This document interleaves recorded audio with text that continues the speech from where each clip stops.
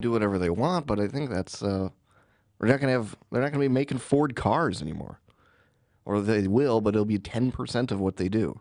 Everything else is going to be trucks and SUVs and commercial vehicles. Huh. All right. Well, I want to get back to Iran. I want to get back because we didn't really finish all of this, did we?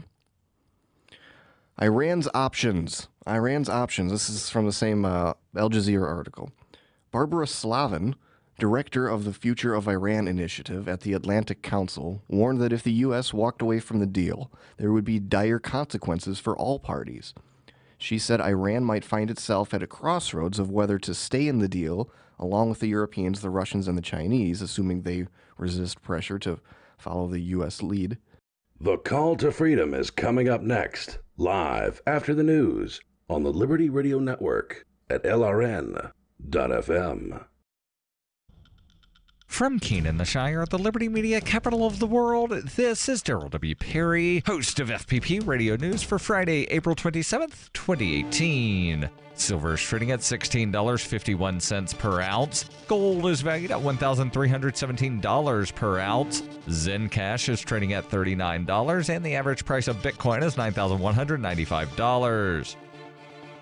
Antiwar.com reports something truly historic has begun Friday morning in the truce village of Panmunjom in the Korean demilitarized zone. The leaders of the two Koreas, Kim Jong-un and Moon Jae-in, met in the morning to start a much-anticipated summit. The two cordially greeted one another with a handshake and holding hands. Kim led Moon across the demarcation line within the summit building, crossing into North Korea, then returning back to the southern side for the talks. Ceremonies and talks are planned throughout the day, with everything planned down to the minute. The visit marks the first time a North Korean leader has ever entered South Korea. Months of feverish diplomatic efforts have brought decades of acrimony to a virtual halt and made these talks possible. From talks surrounding the Winter Olympics, a lot has happened. North Korea managed to secure summits with both South Korea and the United States, has hosted a sizable South Korean delegation in Pyongyang, and made substantial confidence-building measures. Only so much can be accomplished in a single day, though, but the possibilities are promising. All signs are that quite a bit can be accomplished, with expectations that the groundwork is being laid for a deal to end the Korean War, which officially began in 1950. Beyond that, South Korea is also hoping to get the ball rolling on denuclearization and a deal between the North and the United States.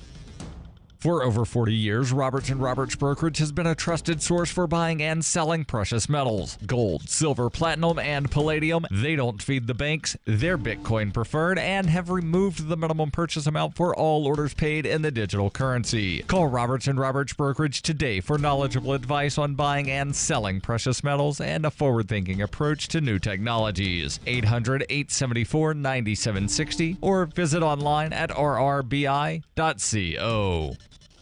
UPI reports Alabama opened the nation's first memorial to the victims of lynchings in the United States on Thursday. Brian Stevenson, founder of the Equal Justice Initiative, conceived the idea for the National Memorial for Peace and Justice as a result of researching thousands of racial terror lynchings in the American South, many of which have never been documented. The 6-acre site in Montgomery, Alabama includes a memorial square with 800 6-foot Corten steel monuments meant to represent the victims of lynching. Stevenson told NPR he was inspired by the Holocaust Memorial in Berlin and the Apartheid Museum in Johannesburg, and wanted to capture the brutality of the killings of black people in the Jim Crow South. Stevenson said they lifted these bodies up as a statement to the entire African American community. They wanted to lift up this violence, this terror, this tragedy for others to see. Each of the steel columns is separated by county and includes the name of each person who was killed there, and another exhibit features bell jars filled with dirt from the sites of each lynching and also bearing the names of those killed.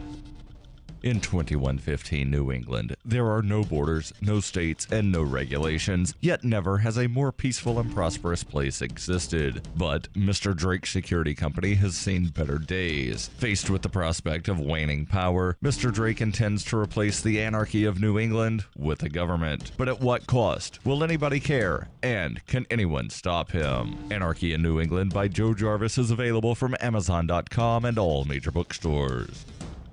Reuters reports comedian Bill Cosby was convicted on Thursday of drugging and sexually assaulting a one-time friend in 2004, marking the first such conviction of a celebrity since the #MeToo movement that has brought down rich and powerful men for their treatment of women. Cosby, best known as the lovable father from the 1980s TV hit show The Cosby Show, faces up to 10 years in prison for each of 3 counts of aggravated indecent assault against Andrea Constand following a 3-week trial at the Montgomery County Courthouse in Norristown, Pennsylvania. After maintaining decorum throughout the trial, Cosby exploded following the verdict when prosecutors asked the judge to take him into custody, saying he was a flight risk in part because he owned a plane. District Attorney Kevin Still later remarked that with the outburst, you get to see who he really was. As the verdict was read, Cosby looked down with a sad expression. Lily Bernard, one of the many accusers, began sobbing. Constand sat stone-faced. Judge Stephen O'Neill ruled Cosby could remain out of jail on $1 million bail, pending sentencing at a later date, as long as he surrendered his passport and remained at home. Cosby then left the courthouse with his lawyers and publicist. Sentencing is expected within 60 to 90 days after Cosby submits to a sexually violent predator assessment.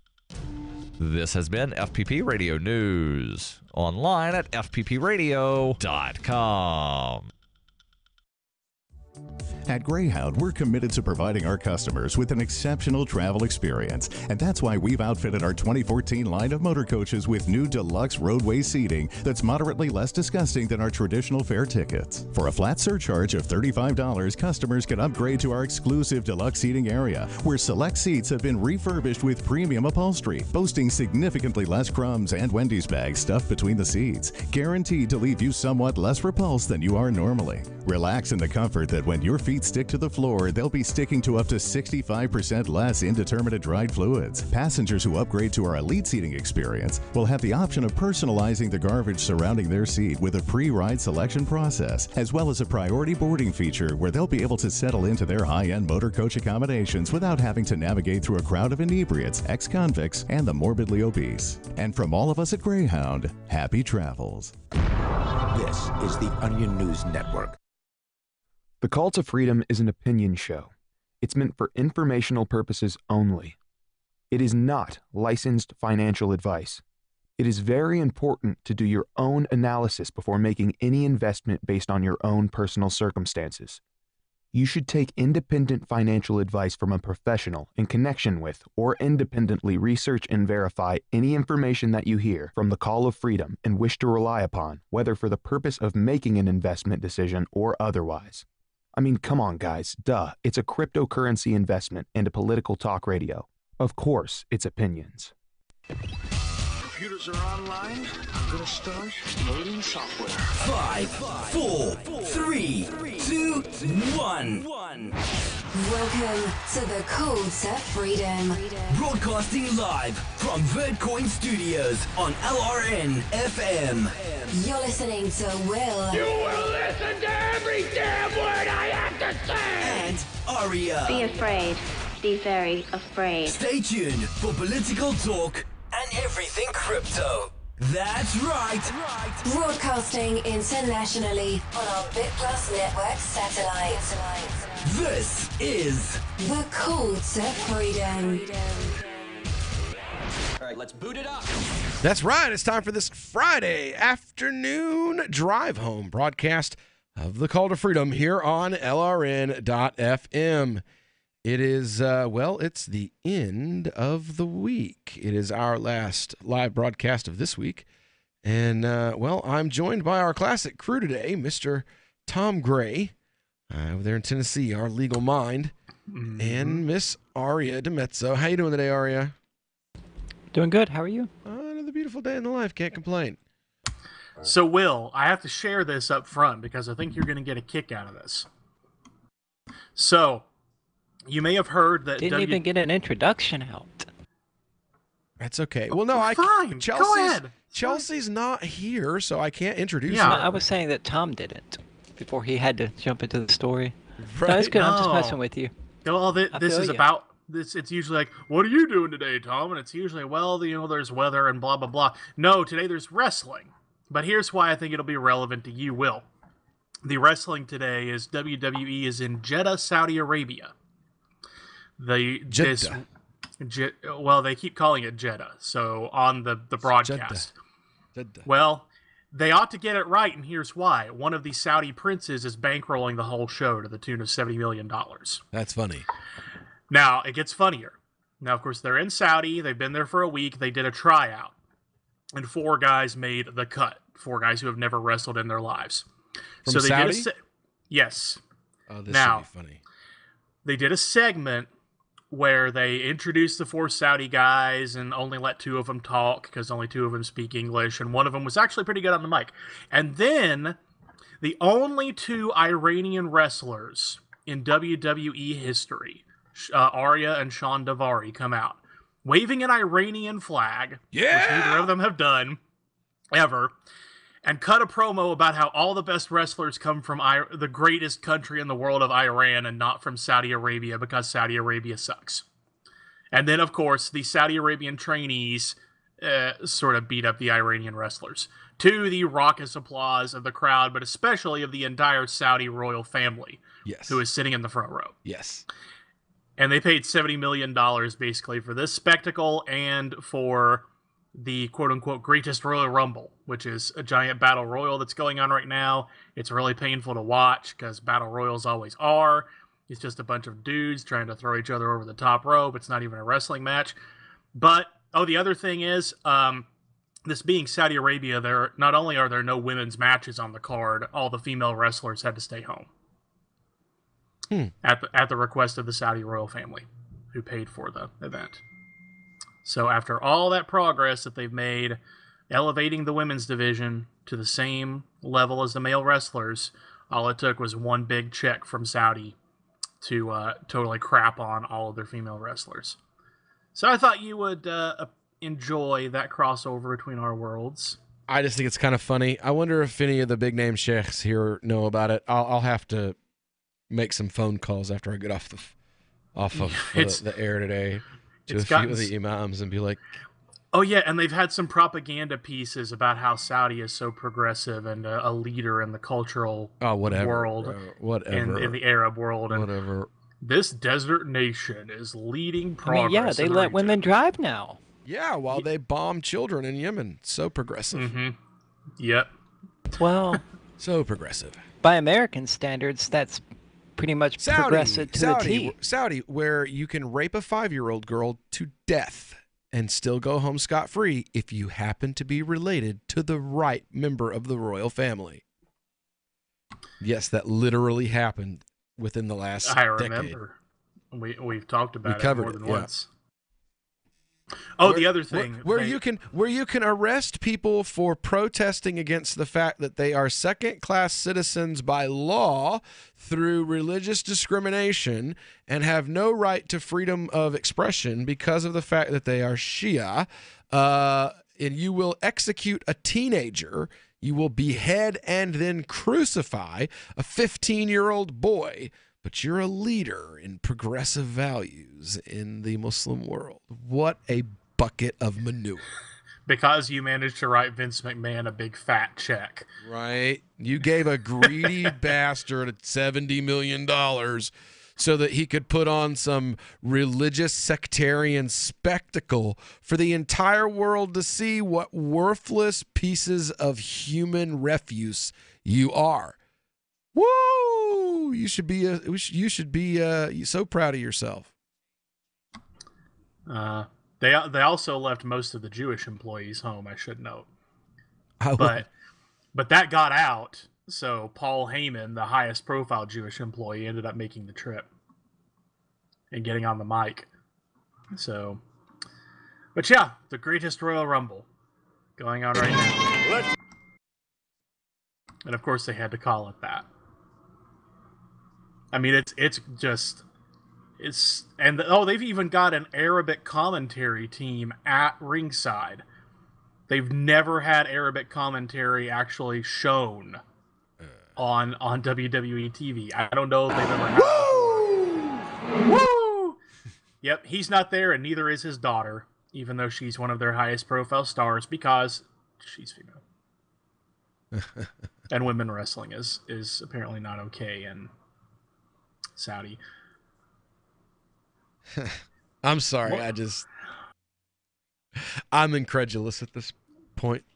You should be. I mean, I am too, as somebody who's involved in the wrestling business. The only one thing that's, making me happy about all this is some people that I know, or at least have friends of friends who are in there who are getting a big chunk of that cash, namely Cedric Alexander, the WWE Cruiserweight Champion. He's from Charlotte and used to wrestle a lot around here, and he was prominently featured in a match earlier, so he should be getting a nice fat royalty check off of this. So that's good. Okay. Get that money. Get that oil money and bring it back here and do something non-Saudi with it. Donate to Will's Mosque. Donate to some real Muslims. Ow! Ouch. Oh, wow. Rey Mysterio just came out, and he is dressed in the colors of the Saudi flag.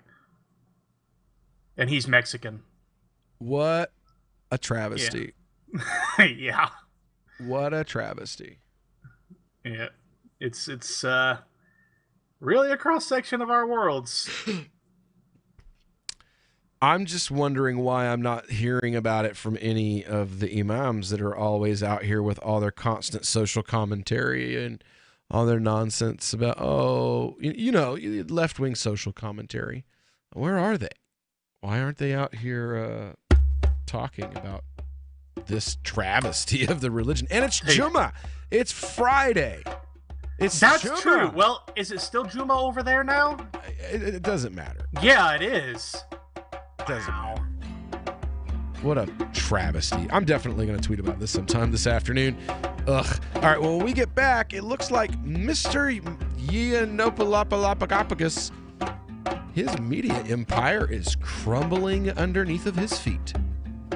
Couldn't have happened to a nicer guy. We'll get into it when we get back here on The Call to Freedom on LRN.FM. Let us burn one from end to end and pass it over to me, my friend. Burn it long, but burn it slow. Cell 411 is a free app for Android and iOS that replaces government-controlled 911. Cell 411 allows you to preset a group of friends or private organizations to show up at any emergency. Cell 411 is a nightmare for the state because it proves their so-called services aren't needed. Cell 411 has had thousands of installs, and of course it's covered by the BIPCOT no government license. Cell 411 because your friends won't shoot you when you're in trouble. Without the government, who would build the emergency services? You and Cell 411. Get it today at getcell411.com. So the protection of life, liberty, and property is what the Free State Project is all about. But it's an effort to move 20,000 people who understand. It's about demonstrating to the entire country that, yeah, we can have a free market, a truly free market. Making it just a freer, great place to live. It's the world's largest voluntarist libertarian community, and it's only getting bigger. That's amazing, to be able to move to a place where other people passionately believe in being free and independent. What the Free State Project is managing to do, though, is to put their money where their mouth is. It's physically getting up across the country and saying, let's go someplace and let's demonstrate the power of these ideas. There's a lot of kind of philosophy that surrounds liberty. There's a lot of thinking about it and talking about it. But here in New Hampshire, people are doing it.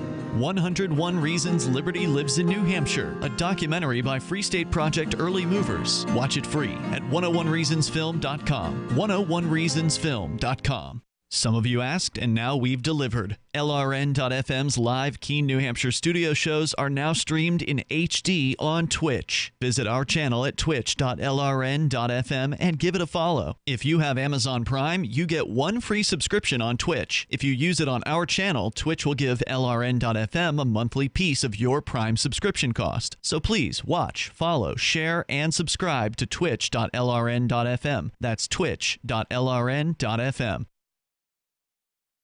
We've all heard about blockchain assets like Dogecoin, Ether, and Ripple. Bitcoin isn't the only player in the blockchain game any longer. And for those of us wondering how to get our hands on these digital assets, finally, there's a solution. Shapeshift.io allows you to buy and sell between your digital assets and Bitcoin instantly between your own digital wallets. I've used it with ease. Shapeshift.io. There's no account or email address needed. You send them the crypto you want to sell. They send back the crypto you want to buy. It's that easy. Shapeshift.io.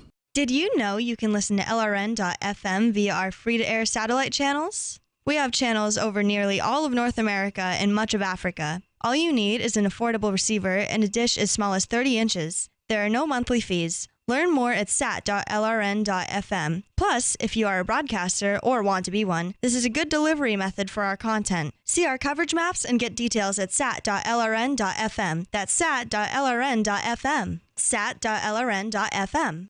There is no such thing as attention span, according to Jerry Seinfeld, who figures that people have an infinite attention span if you are entertaining them. Hey, he's kept us from channel surfing for several decades, and now he's making more millions as a Las Vegas headliner. With money and attention so scarce now, effective communication skills have never been more important, especially if you're looking for work. So choose every single word as though it was the last word the person you're speaking to will hear. Otherwise, it might be. Avoid redundancies such as added bonus, advance warning, end result, prior history, or personal belongings. And avoid cliches like the plague. Just kidding. For more tips, hit survivalspeech.com. I'm Holland Cook. Do you love Twitter? Make sure you favorite the LRN.FM Twitter account so you can receive our tweets at twitter.lrn.fm. That's twitter.lrn.fm. You are listening to The Call to Freedom live on LRN.fm. تستمعون إلى نداء للحرية مباشرة على LRN.fm.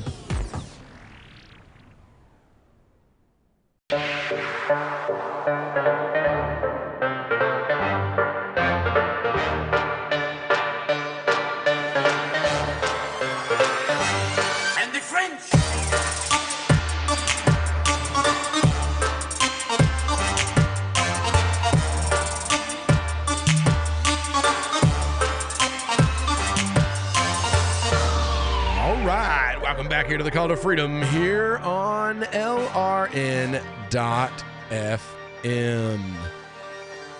So it's another beautiful day here in our beautiful crypto community up here in Keene, New Hampshire. We are broadcasting live from the Vertcoin studio as always, and I've got with me Mr. Tom Gray and Miss Aria DiMezzo of cryptocurrencycheck.org. Now, everybody knows, one of our favorite guys around here is Milo Yapalabagabagas. Everybody just loves him around here. He's such a bag. It's really hard for me to keep this up with a straight face. But Will was being sarcastic in case you didn't pick it up. Yeah, so we think he's an idiot. Now, just so you know, and like Aria said, she can use that word, but I can't. Just so you know, this is from the Daily Caller. This is not from Salon or Talking Points Memo or any of those other, websites that, if you hear that, or SPLC, if you hear that, oh, well, that's the website it's from, then it's just automatically, No, this is right-wing Daily Caller. Milo Yiannopoulos shut down Milo Entertainment, Inc. earlier in April after the company's coffers ran dry. The closing of the company also brought on layoffs to the site's small staff, although writers for Dangerous were not impacted, according to statements given to Politico.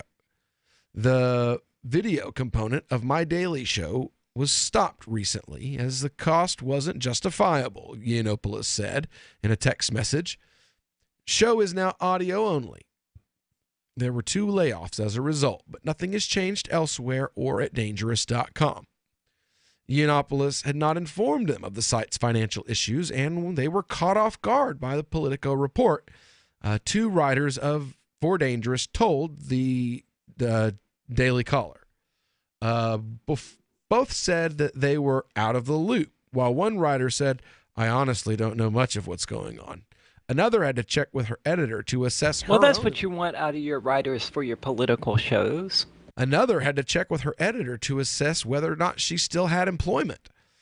I think Politico is blowing it out of proportion, said one dangerous writer who just spoke to Chadwick Moore Friday afternoon, disputing Politico's report he had been terminated. Both Moore and Milo Inc. CEO Alexander Makris were terminated from Milo Entertainment, but still retain interest in Milo Worldwide, another corporate entity that Yiannopoulos owns. According to Politico reporters, 2 other full-time employees were laid off as well. Yet Moore was still working as an editor for Dangerous.com. There was no sign his role had changed. One of the individuals who spoke to the Daily Caller has stated, the future of Yiannopoulos' ventures have been uncertain since Robert and Rebecca Mercer discontinued their funding of his operations last year. And Mercer also is known. We spoke about Mercer just a few weeks ago. Remember that, Tom? I think so. He's the one that's funding a lot of the anti-Muslim organizations out there. And he had just had a very big public breakup with Steve Bannon. You not remember that?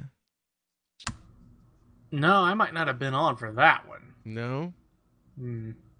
Oh, well. Yeah, we had a talk about Mercer and his political work. Let's see here. Yeah, right here. Mercer backing secretive group that worked with Facebook and Google to target anti-Muslim ads at swing voters.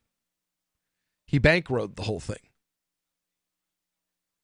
So the efforts to push all the anti-Muslim stuff, the fake accounts. Israel does the same thing.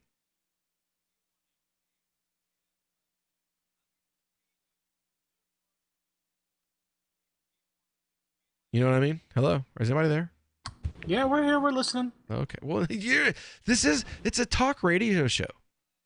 I talk and you talk. You're not listeners. There's nothing to say to that, but yep. Yup. So what do you think about Milo?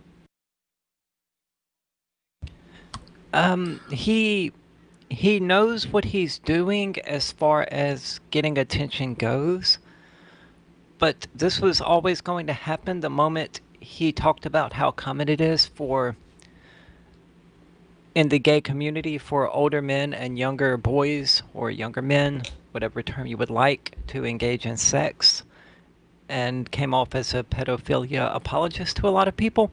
Well, April 28th of That's last year. The one thing you can't do. Literally 12 months ago, 1 year ago to the day, he was given $12 million. And now he's broke.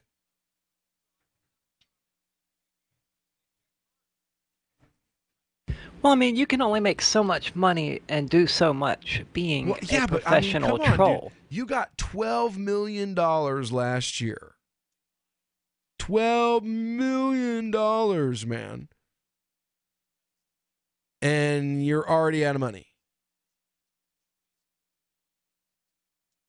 That's some pretty bad money management. You can burn through that much money real fast with that kind of ego. And coke habit. Well, yeah. And in his defense, he did get banned from speaking at a lot of places, which undoubtedly was expensive and didn't make him any money in the process. Well, it's not expensive to get banned from places. What's expensive is you're not making it is the if money. You've already got everything lined up and you've flown there and bought the hotel rooms and all of that. Yeah, well, that's bad money management in and of itself, because if you're booking those sorts of speaking engagements and you're as high profile as he is, you ought to have all those expenses covered. Oh, yeah. Well, that's one of the things he likes to brag about. We're not saying he didn't. That's one of the things that's one of the ways that he's able to do what he does, though. And he even said so, was that he doesn't, when he goes to YAL, he doesn't need their money for travel expenses. Like most speakers at events, you at least have to cover travel expenses. Like that's the trouble. Well, he needs it now. That's the one we're running into now with the Republican Liberty Caucus. Like I don't charge to speak. It doesn't cost you anything like most speakers when I speak. Just hotel room, and if I've got friends in the area, you ain't even got to pay for that. Just pay for a flight for me there and give me a 4-foot wide piece of space to put a table to sell some T-shirts. I'll make the money that you would pay me while I'm there. You don't need to pay me. I do this. This is a labor of love. I'm an activist. I'm not a professional. I'm not here to make money. I'm here to make change. No pun intended. Anyway, when we get back, we're going to be continuing on with some more of today's latest news here on the Call to Freedom on LRN.FM. Free Talk Live. Did you say that you prostituted yourself when you were 10 years old? I was doing something of a sexual nature in return Was that a for... woman or a- It was a next-door neighbor. He was probably around 16. So he took advantage of you. No, sir. He didn't take advantage of me. He corrupted you morally. No, sir. It was my choice to climb into his window. to It the was my laws. choice, Listen. Lou. It was my choice to take my pants off and get into his bed. It was Listen to all me. my choice, Listen to me. Lou. Listen to me, Ian. You do not have the right at the age of 10 to make that decision. Don't you dare tell me what I can and can't What do you mean, Lou. don't you dare? I'm telling you, he molested you. No, Lou. You don't even Sorry, realize Lou, you don't understand what molestation is. Molestation is unwanted sexual advances. I consented. I know you don't believe that's possible. I know me better than you know me, Lou. Free Talk Live, 7 nights a week from 7 to 10 Eastern, live on the Liberty Radio Network at LRN.FM. When you hear the word lobbyist, you probably think about greedy corporations, but not all lobbyists are the same. Some are fighting for the freedoms you hold dear. Liberty Lobby LLC is doing just that in New Hampshire, working hard to represent you, not some special interest group. You can help by going to libertylobby.info, where your contribution will give us the tools we need to ensure that your voice is heard. Visit libertylobby.info today to find out more. Is spreading the message of liberty, cryptocurrency, and peace around the globe worth $2 per month to you? As you may already know, in addition to our internet feed, LRN.FM broadcasts on free-to-air satellite across North and Central America, as well as Sub-Saharan Africa. And we've been available on satellite for free 24/7 since 2010. The LRN.FM free-to-air satellite signal is reaching some of the most oppressive regimes in the world, and there's no doubt our ideas are making an impact. You can learn more about the channel's impact by watching the 3-minute video at fund.lrn.fm. If you'd like to help free minds globally with our ideas of liberty, cryptocurrency, and peace, you can donate as little as $2 per month via fund.lrn.fm. You can help us continue and expand our satellite broadcast to multiple continents. Visit fund.lrn.fm today, and thank you for your help. Don't forget to share the link on social media. That's fund.lrn.fm. Here's a chance to do a little activism while you're cruising Facebook, Twitter, or Google+. Between the LOL cats, the recipes, the hot girls, and the inspirational sunrise memes, Free Talk Live's posts pass by your newsfeed. Like them, comment. It gives us more exposure. If you don't see our posts, click like at facebook.freetalklive.com and then hover over it to click Get Notifications. It's an easy way to spread the ideas of liberty a bit further. I know you're busy, but you can spare that 1/10 of a calorie it takes to click on something. facebook.freetalklive.com. Hi, I'm Derek J. I don't want a politician to represent me. To me, government is the idea that one group of people can coerce everyone to comply with an edict or face increasing punishments up to and including death. Despite perhaps the most noble of intentions, the best government services are a far cry from what could be provided for by voluntary interactions. Besides, the people who call themselves the government wage wars and put peaceful people in jail for crimes involving no victims. If Starbucks used some of its money to drop bombs, I wouldn't shop there. So why would I support the American empire? The empire does not require my consent. Derek J's Victimless Crime Spree. Watch it for free and order the Director's Cut DVD at victimlesscrimespree.com. That's victimlesscrimespree.com. You can put the Liberty Radio Network on the air in your area. Visit broadcast.lrn.fm to learn how. Broadcast.lrn.fm. This is Angel Clark, and you're listening to The Call to Freedom on LRN.fm.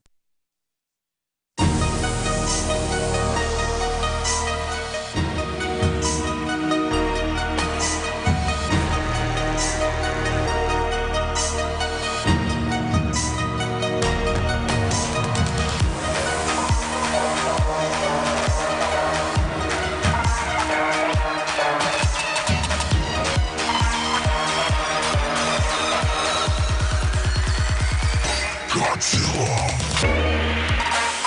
right, welcome back here to the Call to Freedom here on LRN.FM.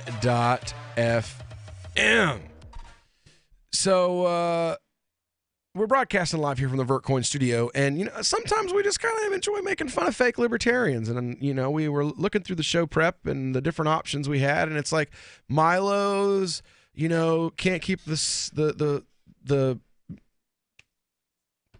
straw out of his nose, so he got $12 million on the 28th of April of last year, and today he's closing up shop, closing up different portions of his media empire, laying people off and going broke. So, couldn't have happened to a nicer guy. But moving on to other fake libertarians that are in the midst of their fall as well, we've got another story here for you. Let's turn this up.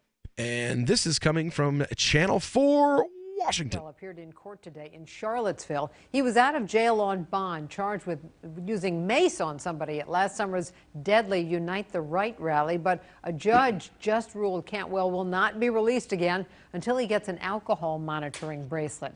As Bureau Chief Julie Carey reports, Leesburg residents are worried about having him in their community. If Chris Cantwell hadn't been caught walking unsteadily across this Leesburg street, residents here might not have known the avowed white nationalist was in their midst.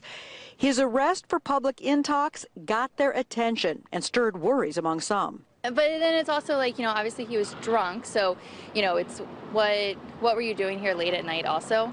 That's not welcome in this area. To many, Chris Cantwell became the face of the violent Unite the Right rally in Charlottesville last summer after this Vice News video focused their lens on the white nationalist.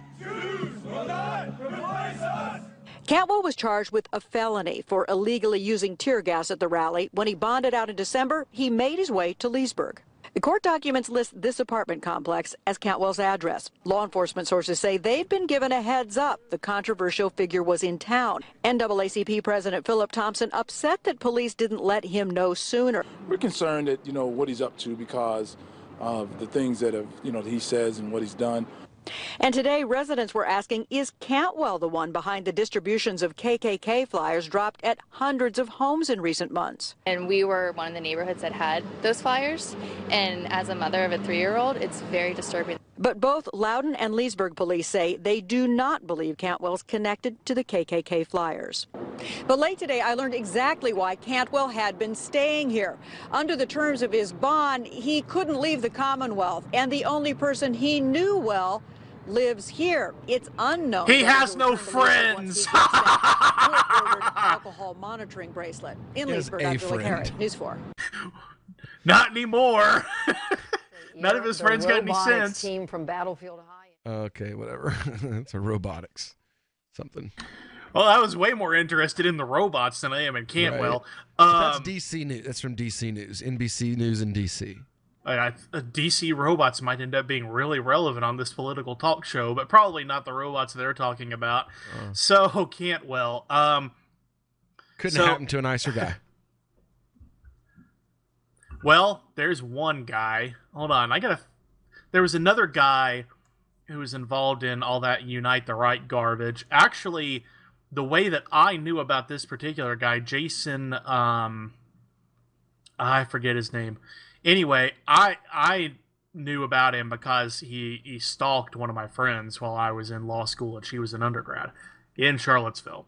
But he just got hit with a no trespassing order from UVA because he was cruising around the law library harassing people and claiming it was because he was there doing legal research into his own case. And the UVA was like, no, you're not. You're just cruising around harassing people. When I saw him claiming that, I was like, no, you're not. There's barely any law books in the UVA law library. It's all computers, and you don't know how to use the computers. So, I mean, to get back to Cantwell, that was one of the disturbing things that people said. What is he doing out here at night? Well, I mean, he's an American citizen walking around. I mean, he can do that. This whole, oh my goodness, why are you outside at night? screw that, because I want to be, because he wants to be. It doesn't really matter how stupid his political opinions are. You can't just start profiling the guy and go, oh no, we don't want him in our neighborhood. They're treating him like a pedophile. Like, oh, the police should have notified us that he was here. For what? They're treating because him he worse says than a things you don't pedophile. like. Yeah, they're treating him worse than a pedophile. They're treating him like a black guy in a white neighborhood. Calling the cops on him for no reason. Tom, that was stupid, man. That's not at all how they're treating him. It's totally true. It's totally true. That's what you were describing, though.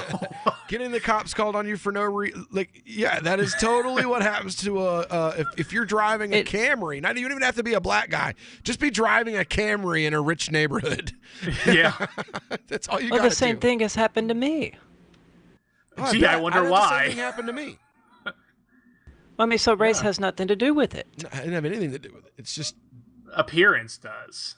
Exactly. At bare minimum. I mean, Will, from a distance, if you've got a tan on, I mean, you've got the beard. Yeah. And you might, It's a good depending thing I on... wear a lot of camo. Yeah. I don't know. Muslim guy with a beard and camo might trigger some, different things. It's the Mossio cat, man. It just triggers him. And Arya, I mean... You can't see me. I can think of a few dozen reasons why a super triggered plain Jane white person might call the cops on you just for driving a car around a neighborhood. Yeah, I don't doubt it at all. I mean, I've been stalked around Walmart by those whatever they're called, the plainclothes people. Oh, that's just because they think you're stealing. If you were followed around Walmart, that's why. Yeah, well, I wear kickwear and Led Zeppelin and Pink Floyd and Tool t-shirts, so of course they do. There you go. So yeah, here's what I'm wanting to see. So I saw, it wasn't covered in that story, but I saw today that what the judge did was reissued the terms of his bond, and one of the things was he's not allowed to use the names of use the name of the woman who got killed in the Unite the Right riots in his radio show or in videos on the internet, because he's been harassing the heck out of her family. Yeah, he says Cantwell cannot name or reference the victims in the UVA incident, Emily Gorczynski and Christopher Goad, online or in his radio show. He claims in a lawsuit that counter-protesters are attempting to frame him. The defense fought to gain access to text messages from Gorczynski, Goad, and possibly others connected to them, but the prosecutor fought back against that. Judges ruled only to allow video and pictures the victims have seen for evidence. Let's see here. He will be back behind bars until he gets an alcohol bracelet. There we go. And those things are not cheap. In fact, alcohol bracelet, that's a new one on me. I've heard of the ankle bracelets. Those things are like, you got to put up $4,000 in Tennessee to get just one of the monitoring bracelets. One that's got like a breathalyzer built in, that's got to run you a pretty penny. But he'll find the money. They always do.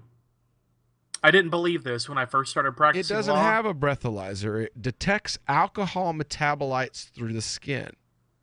Oh, that's cool. Yeah. I bet that's even more expensive than a breathalyzer. And a GPS monitor. Yeah. Yeah, that's the one that'll run you $4,000 by itself. Actually, the one that'll run you $4,000 works through the landline in your house. So if you don't have a landline at your house, you can't even get one. Hi, this is Mark Edge of Free Talk Live. Michael W. Dean's book, User's Manual for the Human Experience, changed my life. In a culture that attempts to turn you into a compliant victim, this book gives you implementable steps on everything from how to be aware of your environment, walking down the street, to business, to how to handle a toxic person in your life. If you're a human, you need to read this book at least once. Go to Amazon and get the Kindle version, or paperback, or an audiobook of A User's Manual for the Human Experience. Free Press Publications is an independent, alternative media and publishing company founded in June 2009 with the mission of ensuring a free press for the freedom movement and is committed to spreading the message of peace, freedom, love, and liberty. FPP also gives new authors an avenue for publishing freedom-oriented material.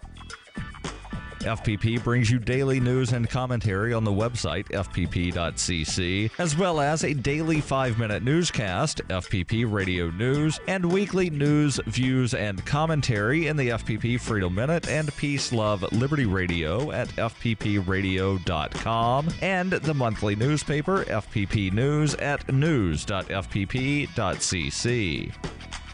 Find FPP online at fpp.cc.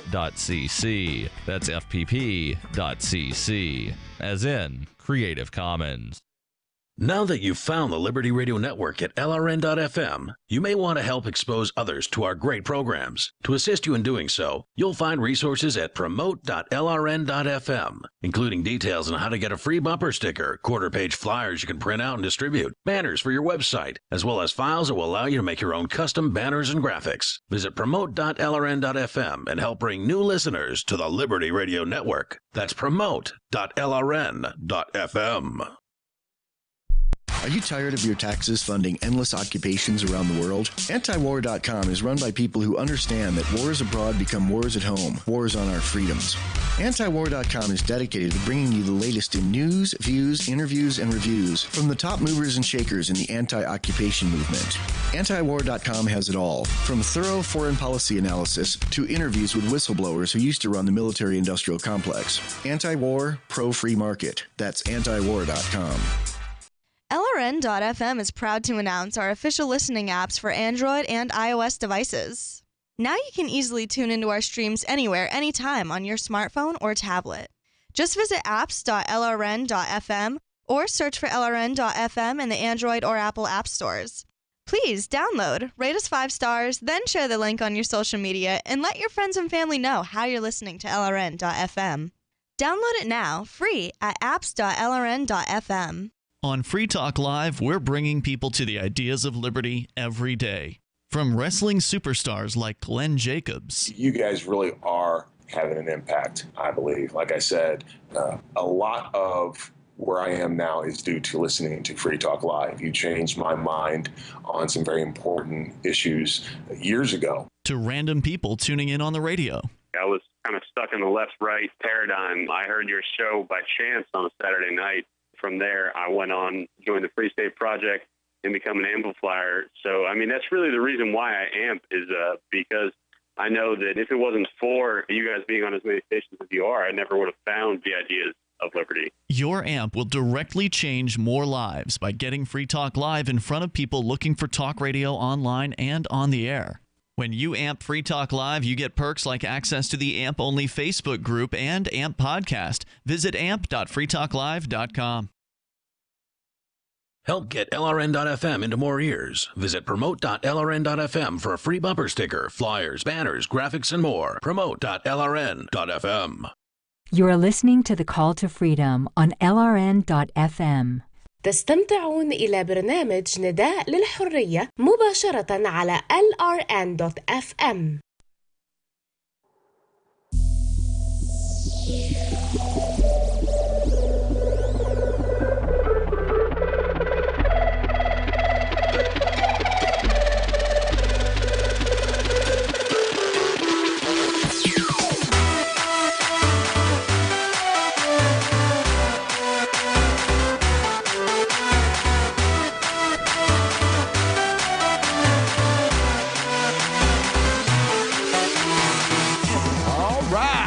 Back into the Call to Freedom here on LRN.FM.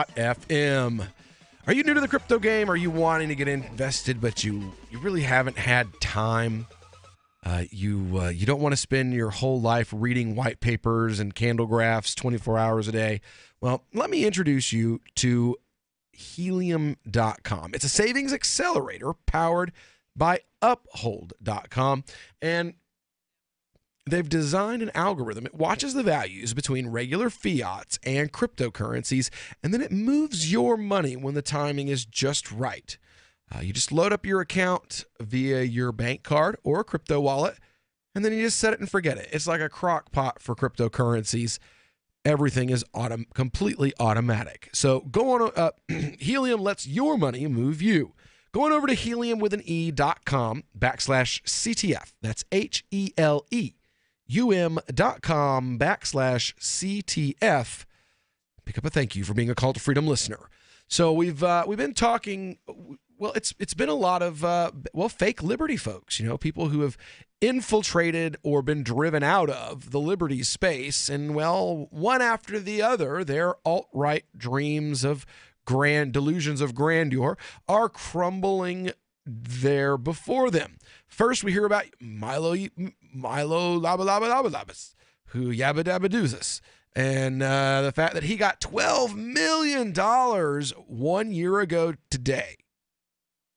1 year ago today, he was given $12 million. And today he's shutting down arms of his media empire. I mean, if you can call it that. Laying off writers and making excuses. Then you have my voice going, which is going to be funny at 9:30 tonight when I'm on Free Talk Live still. Yeah. So then you've got Chris Cantwell, who was once very welcome in the liberty space, was a part of the original Robin Hooders. And then, he slid off his cracker, and no pun intended.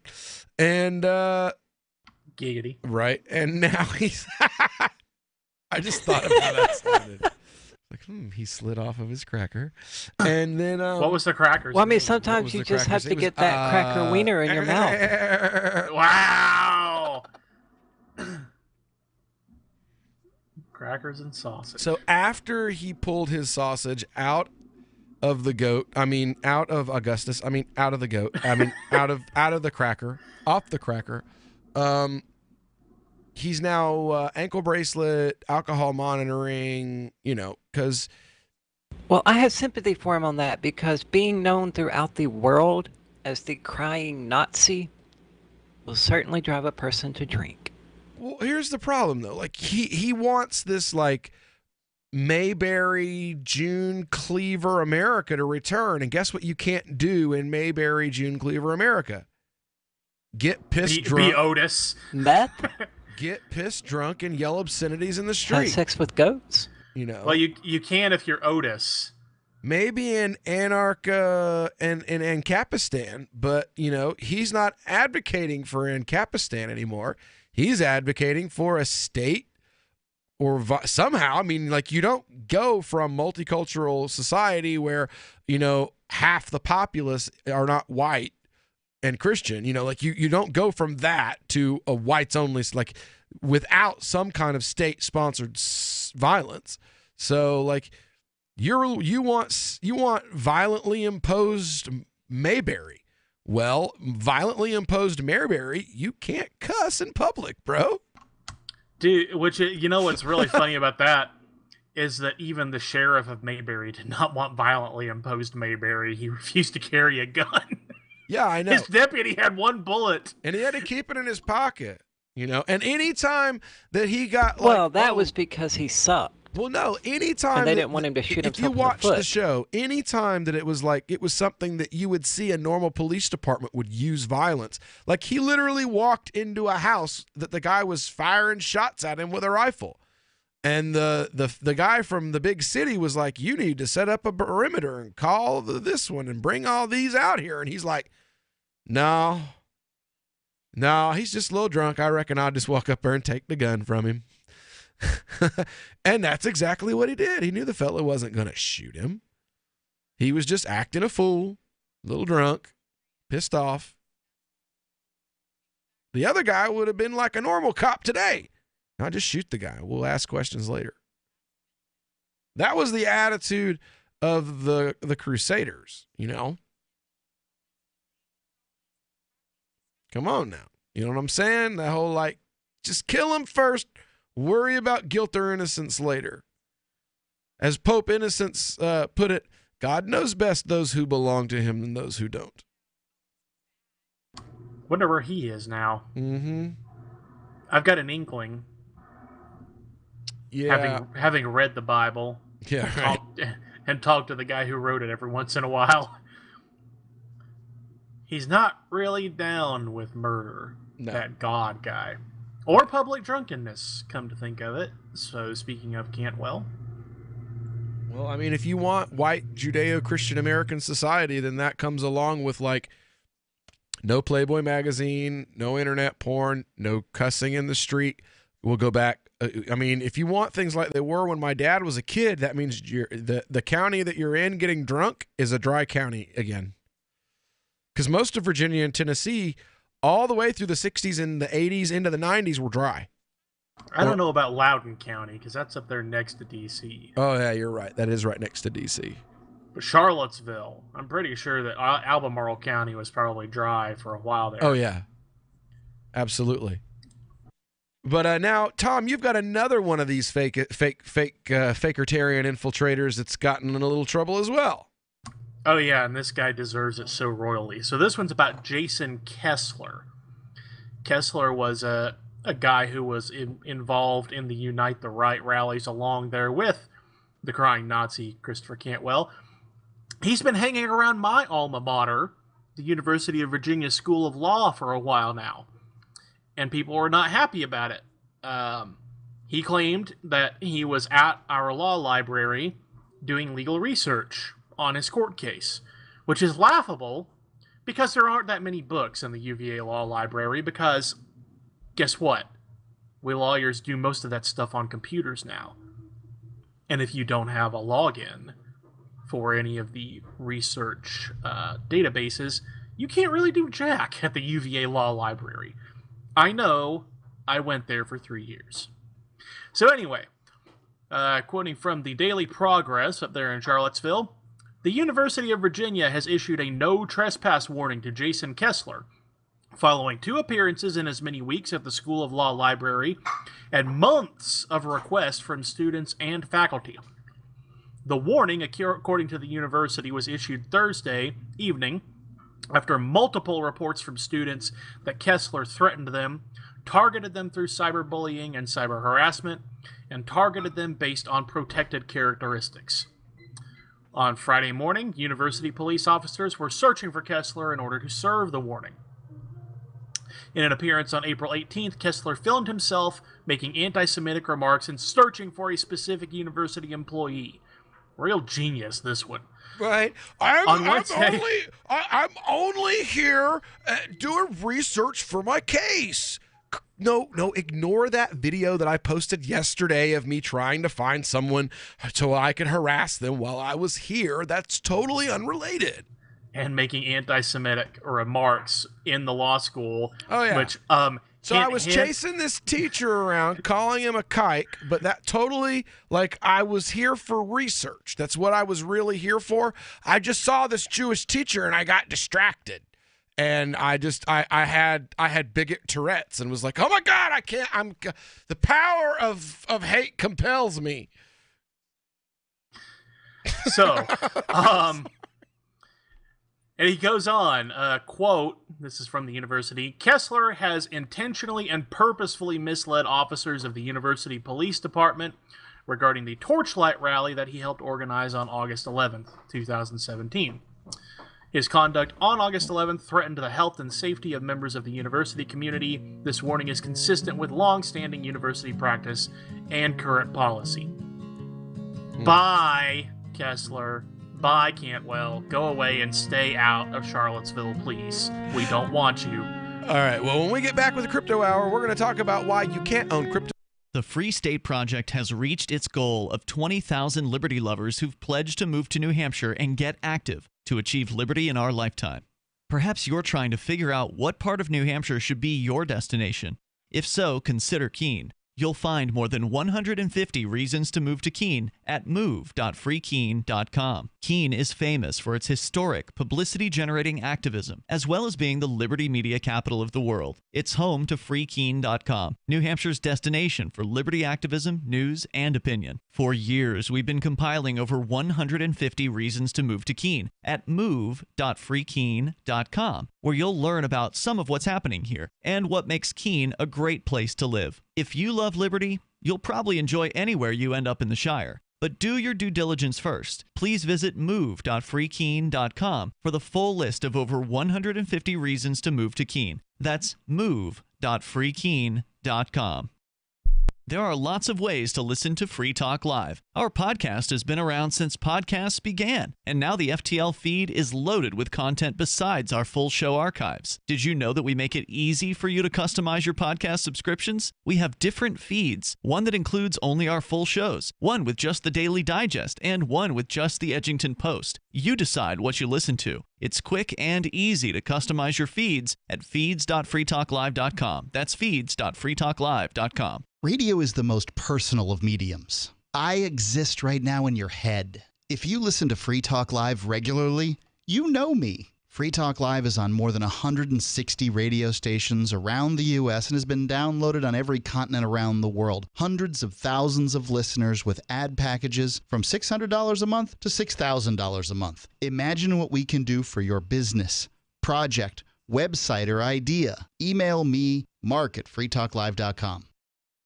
More of the Call to Freedom is coming up next, live after the news on the Liberty Radio Network at LRN.FM.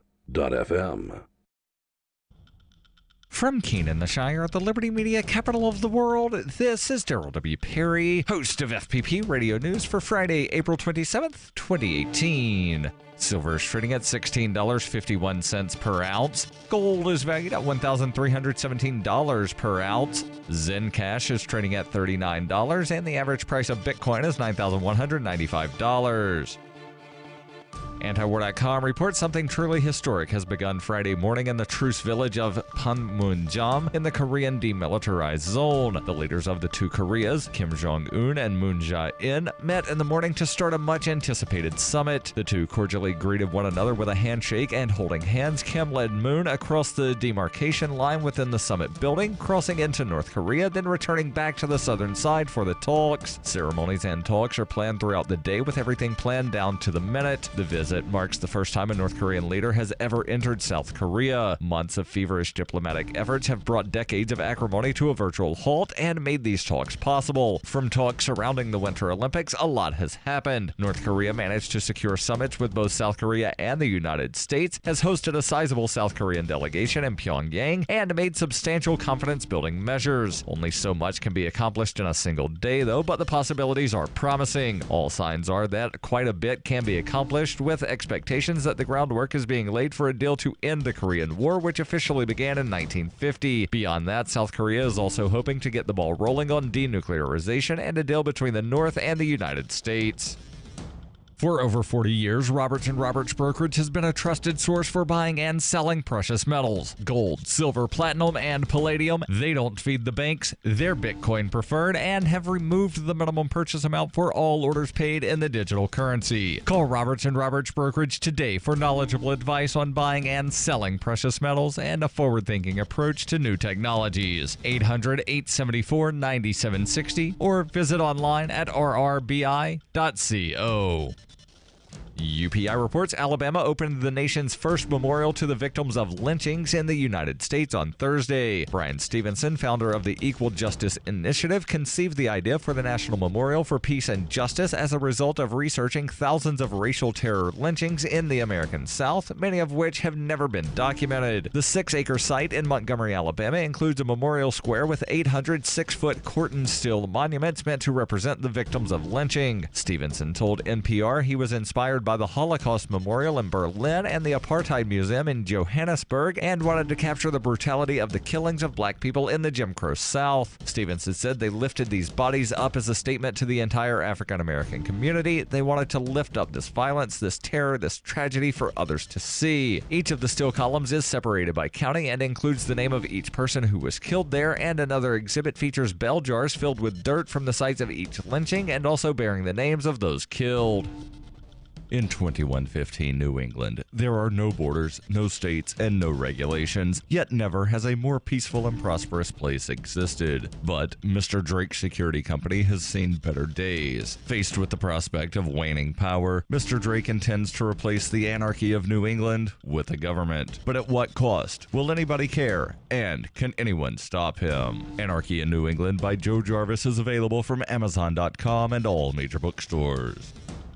Reuters reports comedian Bill Cosby was convicted on Thursday of drugging and sexually assaulting a one-time friend in 2004, marking the first such conviction of a celebrity since the #MeToo movement that has brought down rich and powerful men for their treatment of women. Cosby, best known as the lovable father from the 1980s TV hit show The Cosby Show, faces up to 10 years in prison for each of 3 counts of aggravated indecent assault against Andrea Constand following a 3-week trial at the Montgomery County Courthouse in Norristown, Pennsylvania. After maintaining decorum throughout the trial, Cosby exploded following the verdict when prosecutors asked the judge to take him into custody, saying he was a flight risk in part because he owned a plane. District Attorney Kevin Still later remarked that with the outburst, you get to see who he really was. As the verdict was read, Cosby looked down with a sad expression. Lily Bernard, one of the many accusers, began sobbing. Constand sat stone-faced. Judge Stephen O'Neill ruled Cosby could remain out of jail on $1 million bail, pending sentencing at a later date, as long as he surrendered his passport and remained at home. Cosby then left the courthouse with his lawyers and publicist. Sentencing is expected within 60 to 90 days after Cosby submits to a sexually violent predator assessment.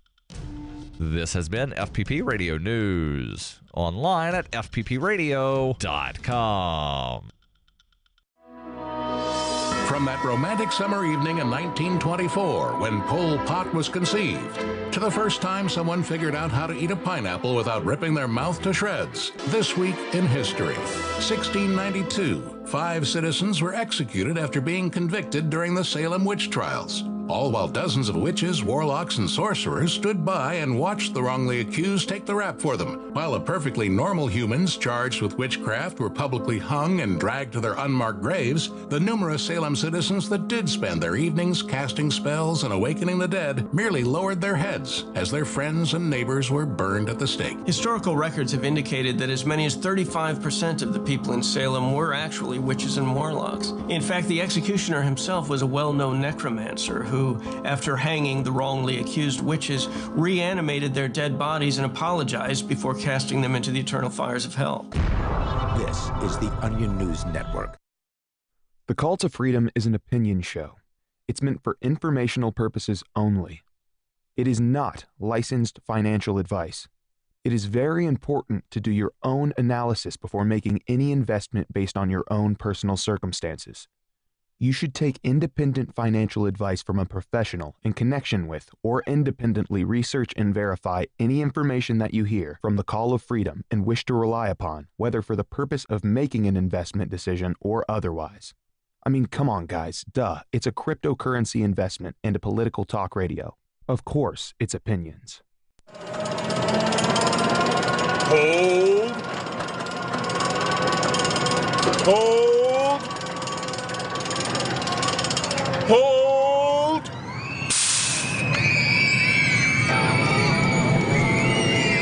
You better hold on for dear life, because it's time for the Crypto Hour, brought to you by Helium.com on the Call to Freedom.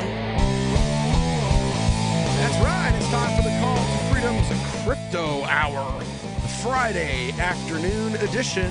And we're broadcasting live from the Vertcoin studio right here in beautiful Keene, New Hampshire. We've got the best in crypto news for you today. Do you ever get the feeling like the powers that be out there they hate them some crypto, don't they? They do. And every time you're turning around, right now you got reports of lawsuits against Facebook for defamation and slander. for their efforts. It's a lawsuit of its kind. We may get into that story today. We may not get into it till next week. Then let's see what else. Oh, Wikipedia. This is our lead story this afternoon. If you're a Wikipedia contributor, according to new rules that were laid out by Wikipedia, owning cryptocurrencies may be considered a conflict of interest. According to Wikipedia, Can I...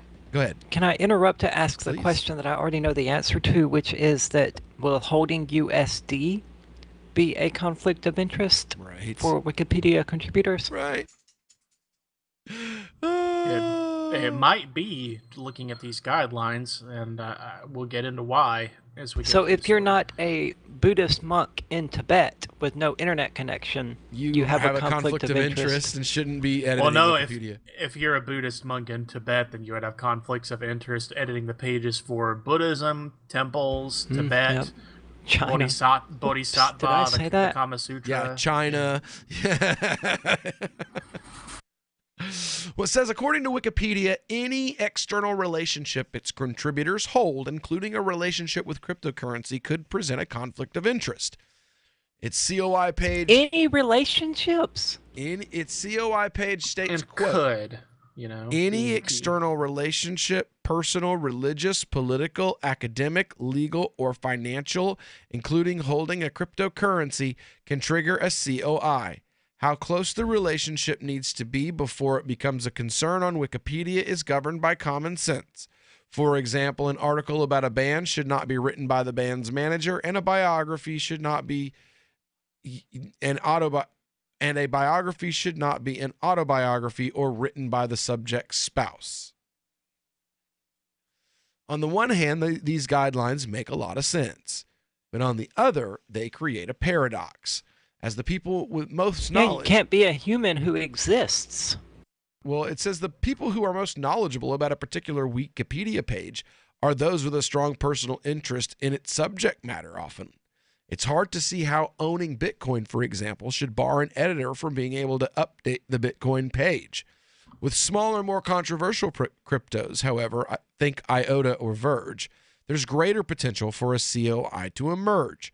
It's easy to envisage a scenario, for instance, in which a passionate editor may decide to censor or exclude negative news about their favorite coin. This seems commonsensical to me. Certain Wikipedia pages attract an abnormally high number of edits, often because the subject is controversial or prone to attracting mischief makers. In extreme cases, this can lead to a page becoming fully or partially locked to prevent anonymous editors from distorting the truth or inserting their own agenda. Now, we just saw this actually with Linda Sarsauer's page.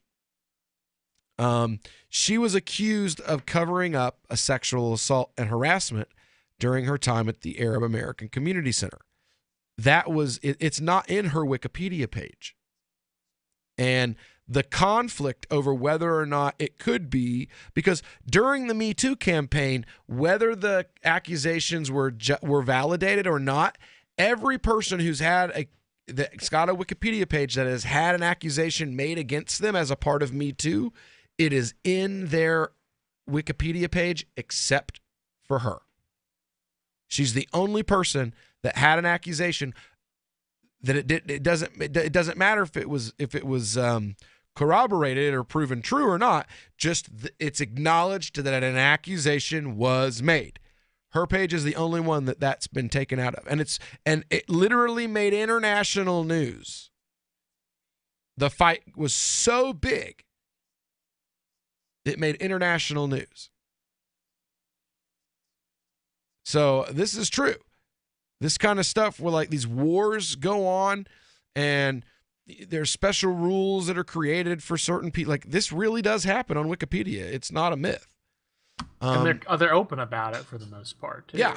Wikipedia is notorious for edit wars in which opposing camps attempt to control the narrative. One such page to have fallen prey to this is the Bitcoin Cash page. Its talk page notes that, quote, there have been attempts to recruit editors of specific viewpoints to this article. Anyone can create a Wikipedia account and become an editor. To date, over 33 million Wikipedians have done so. of whom almost 140,000 are active. Now think about that proportion for a minute. 33 million accounts, only 140,000 have bothered to do anything except like a single edit. Mm-hmm. So that tells you how big the problem actually really is. Well, think about also, what was the number of millions? 33 million. 3 million? 33 million. Mm-hmm. I'm willing to say that, at least that there aren't that many intelligent people on the planet. I'm going to say a lot of those are repeats. They're redundancies. That too. So you've got redundancies, then you've got one-time editors. I would say retardancies, but right. Okay. Then you've got the one-time editors. It says here, this army of volunteers performs an essential job, updating, proofing, and fact-checking millions of entries. Given the complexity of verifying the legitimacy of Wikipedia's 5.6 million English articles, verifying that all its editors don't have a conflict of interest is impractical.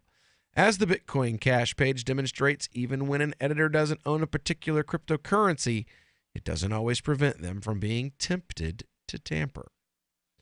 So yeah, that'd be like saying, I don't own Bitcoin Cash, but I own a lot of Bitcoin. So I should be able to do Bitcoin Cash's page because I don't own Bitcoin Cash.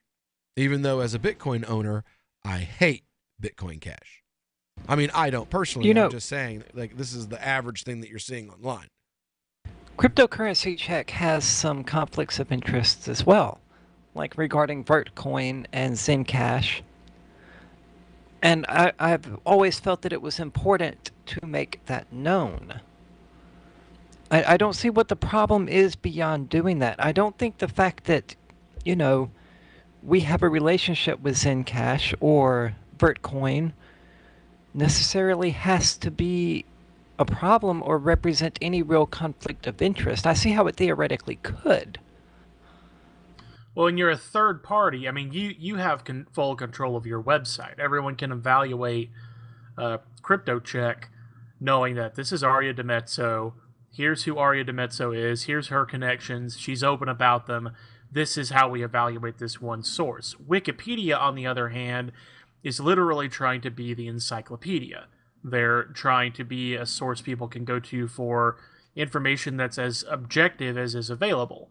So they've got to be more serious about the kind of controls they put on these things. And I would rather them be too restrictive, personally, than not restrictive enough with who they do and don't allow to edit articles. Because I don't know that the world is going to lose because one person who owns a cryptocurrency wasn't allowed to edit a page when there's a million other people, or even just a couple thousand other people who are knowledgeable on the subject who can add the same information.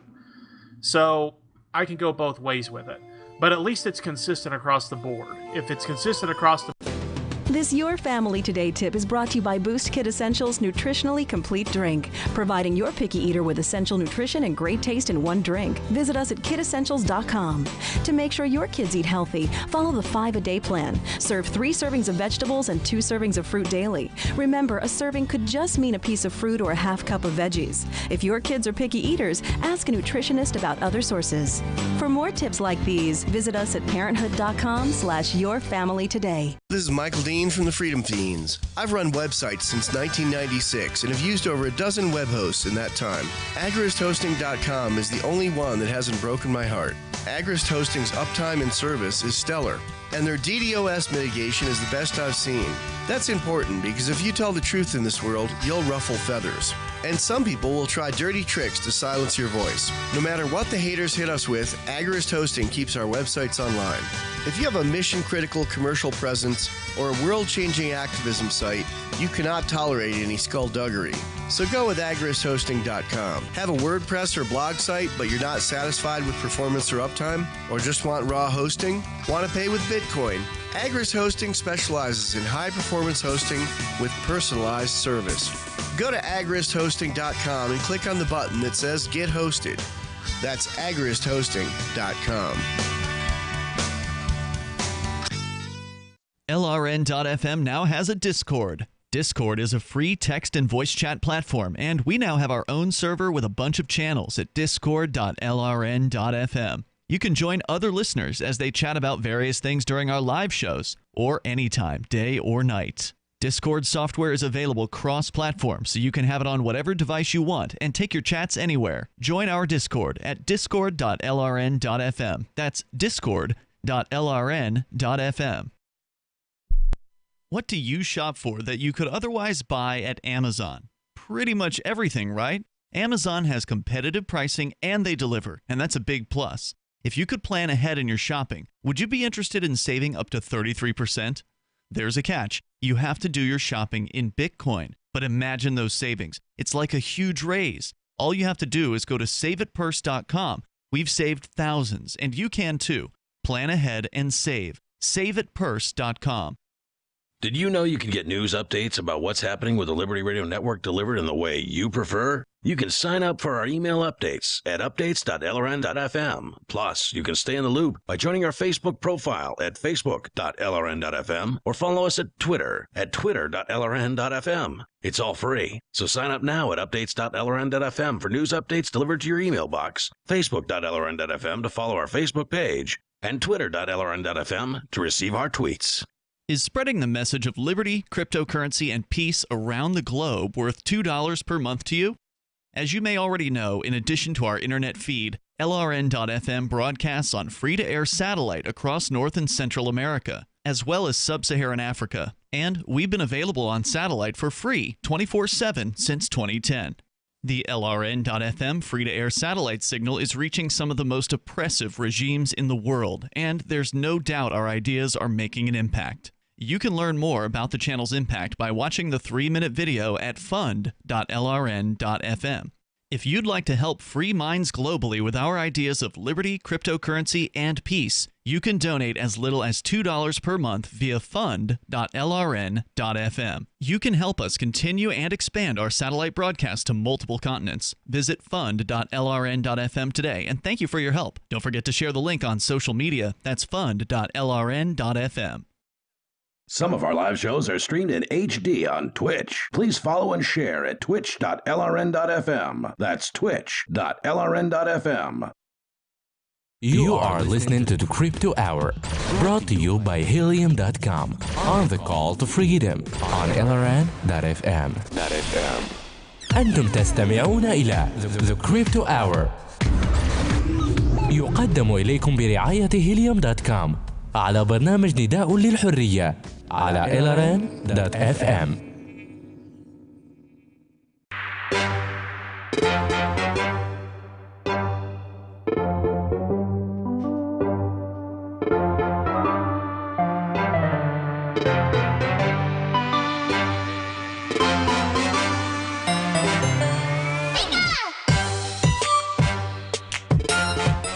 All right, welcome back into the Call to Freedom here on LRN.FM. It is our Friday afternoon edition, and it is the Crypto Hour. We are, we are discussing. What were we discussing? I completely forgot. Oh yeah, Wikipedia and the idea of conflicts of interest. That if you own a cryptocurrency, you aren't allowed to be involved in editing cryptocurrency pages, which is kind of crazy because, like, if you want to know the most about Litecoin, you ask Charlie Lee, you know? You don't ask Justin Raimundo, you know? It's just common sense. Am I wrong? Why do I know that name?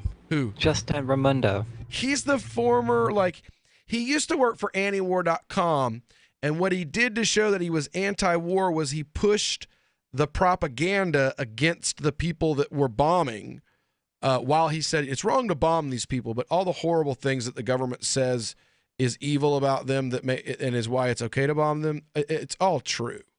So, but we should stop bombing them anyway. That's a bold strategy, Cotton. Let's see how it worked out for him. Yeah. Oh, it finally got him fired. Well, I guess that's how it worked out for him. You know, eventually people were like, you know what? It's kind of weird that you're anti-war, but you push all the propaganda that the groups that are promoting the war push. So, like, it's kind of odd to us. But, anyway. Just a little. Teeny tiny bit. Odd. Anyway, that's odd too.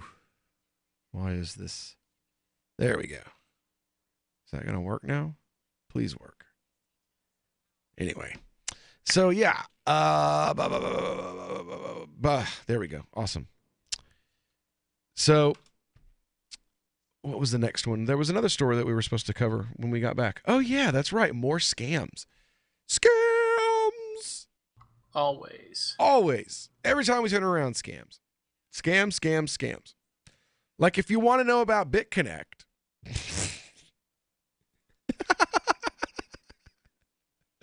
All right. So, prosecutors have decided that they're going to charge the discount Bitcoin bandits with robbery, not fraud.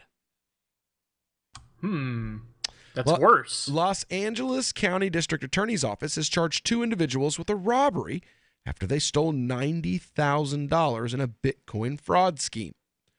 Prosecutors alleged Friday that the discount Bitcoin bandits promoted advertisements about selling Bitcoin at discounted rates online, but failed to deliver the coins when paid during one such sale. The duo, Precious Fitzgerald and Willie Hall, these do not sound like masterminds in the criminal game, face years in prison if convicted on second-degree robbery charges. The duo also allegedly robbed potential buyers at gunpoint when meeting up to complete the sales process. Fitzgerald was additionally charged with 3 counts of child abuse, as an infant was allegedly present during some of those robberies, and 2 extra counts of grand theft. In one instance, Fitzgerald is accused of receiving a money transfer from a victim but never providing the promised Bitcoin. The district attorney's office said in other instances, she allegedly met the victims in person and forcefully took the cash they had brought to purchase the Bitcoins. This is the rare crypto scam story where, when we give one of these stories, we usually try to tell people how to avoid the scam. This is like the first one I can remember where the way to avoid the scam involves the Second Amendment. Right. If you don't want to fall victim to this scam, shoot them before they shoot you. Simple, seemingly. Wait, how did we get onto the IRS? Right. Oh, yeah. Where's the drum noise, the rimshot noise? The cryptocurrency ecosystem has seen a number of similar robberies that take place during in-person sales meetings, including a noteworthy case from last year that involved the theft of $1.8 million in Ether. Earlier this month, 2 brokers in Singapore were robbed of nearly $300 in cash. $300,000. Yeah, $300,000 in cash. That's a little more dramatic than during $300. A meetup. A suspect was later arrested and charged with robbery in connection with that incident as well. You said they had cash stolen from them? Yes, they came. Yeah. Thief will be caned for $300,000 robbery in Singapore. 2 Bitcoin brokers in Singapore reportedly assaulted and robbed of nearly $300,000 in Bitcoin of cash during an in-person meeting with a prospective Bitcoin seller. So, yeah. So, hold on. What you're saying is that people can be scammed out of and have cash stolen from them? Right. Well, you got the one guy. It's a Ponzi scheme, clearly. Exactly. Well, you have 2 different crimes here that are the same thing. You've got one guy that was robbed at gunpoint for $1.3 million worth of Ether, and then during one of these meetups where the guy with the cash turned out to be the thief and took the guy's crypto, and then you have it going in the opposite direction. A guy came and he was supposed to have crypto, and he robbed the guy of his cash. So which one of those is the Ponzi scheme? Which one of those is the thing that contributes and is used by people with bad intentions? I think the gun is the thing that was used by somebody with bad intentions. Yeah, that's here. right. It's the idiot with a gun who wants to use violence against peaceful people instead of conduct a business transaction. That's the common denominator. It's not, oh, well, the guy was buying Bitcoin, and the Bitcoin guy, he robbed the cash guy. No, it's not the crypto folks that are the evil folks. I mean, these are Singapore businessmen who do this regularly, and according to the article, and they ended up with one idiot. Yeah, I've got a friend in Singapore. It is a mess there. Yeah, there's lots of stupid people everywhere. Probably not their first caning, come to think of it. Oh my God, you remember that story? Like, everybody found out about how Singapore canes people because some spoiled white kid with affluenza decided that he could go get drunk one night and go spray painting cars and smashing windows. And he got a caning for it. I mean, over there, they give grown people a whooping like it's your mama. Well, they put Amos Yee in jail at 17 years old for criticizing religious beliefs. They'll play around in Singapore, man. It ain't like it is here. Anyway, when we get back here on the Call to Freedom, we'll be talking about Verge's newest business deal. Hundreds of exasperated Americans confirmed Thursday that, for f***'s sake, the article they just clicked on is actually a stupid video. I clicked on the story thinking I'd be in and out of there in 30 seconds, but then that little buffering thing popped up and I was like, here we go. Quickly hitting the mute button after being disoriented by a loud blast of noise from some stupid ad for Hotels.com, many of the deceived then scanned the webpage for some corresponding write-up so that they could simply read in peace, but reports indicated that would just be too convenient, wouldn't it? Look, I don't want to watch a report or interview or panel discussion or whatever the hell this is. I just want to skim an article real quick and move on with my day. This is bullshit. After seriously considering hitting the back button on their browsers, sources say the majority of readers decided to just let the video play out. You know what? I'll watch the thing, and I'll probably watch the next video that automatically loads afterwards. This is the Onion News Network. Looking for a great real estate investment? Consider New Hampshire, which is ground zero for the Liberty Movement. Your first call should be to Mark Worden from Porcupine Real Estate. He's more than just a real estate agent. He's your New Hampshire concierge. Where are the best places to live? Do you want farm, city, the burbs, or forest? Do you want a duplex or multifamily building so that renters pay your mortgage? There are homes in all price ranges in New Hampshire, and Mark can help with financing too. Invest in Liberty and property. Mark Worden can help. PorcupineRealEstate.com. Since time began, tyrants have taken aim at personal liberties. Now there's a movie that aims back.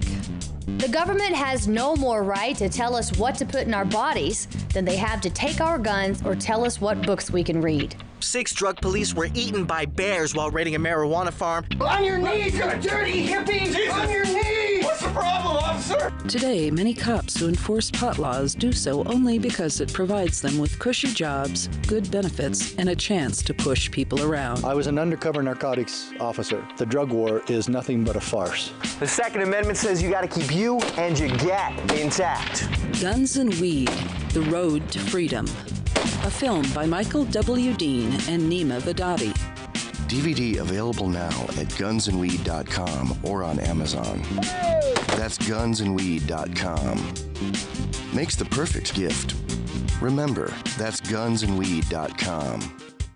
Imagine someone in your community getting in their car, turning on the radio, and hearing the Liberty Radio Network. You can make that vision a reality with your own micro radio station. Visit broadcast.lrn.fm to learn how you can put our programs on the air in your area. You can have LRN.FM running around the clock, and you can even add in your own local shows. Building a radio station is simple, but programming isn't. That's where LRN.FM comes in. Learn more at broadcast.lrn.fm. That's broadcast.lrn.fm. Don't worry about things you can't control. Isn't that what they always say? But it's about impossible to avoid worrying about what's going on these days. The government has used the war on guns, the war on drugs, and the war on terrorism to tear our Bill of Rights to shreds. But you can fight back. The 10th Amendment Center has proven it, racking up major victories. For example, when the U.S. government claimed authority in the NDAA to have the military kidnap and detain Americans without trial, the nullifiers got a law passed in California, declaring the state's refusal to ever participate in any such thing. Their latest project is offnow.org, nullifying the National Security Agency. They've already gotten model legislation introduced in California, Arizona, Oklahoma, Missouri, and Kansas,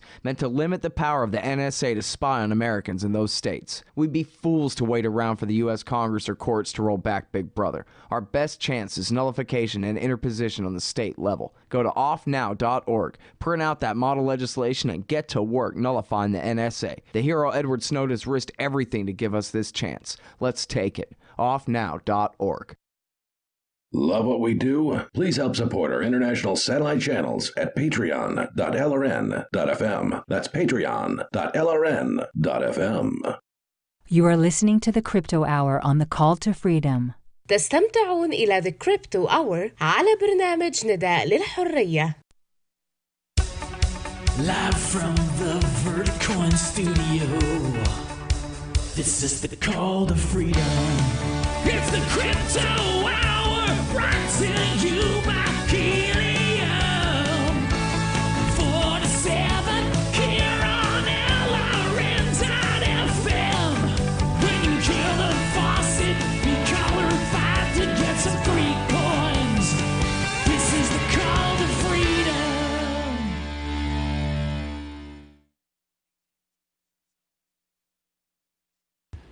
All right, welcome back to the Call to Freedom. Will, are you there? Yeah, I'm here. I'm over here yelling at myself. What else is new? It happens. You know how it is. We're back here on the Call to Freedom here on LRN.FM. It is our Friday afternoon broadcast here.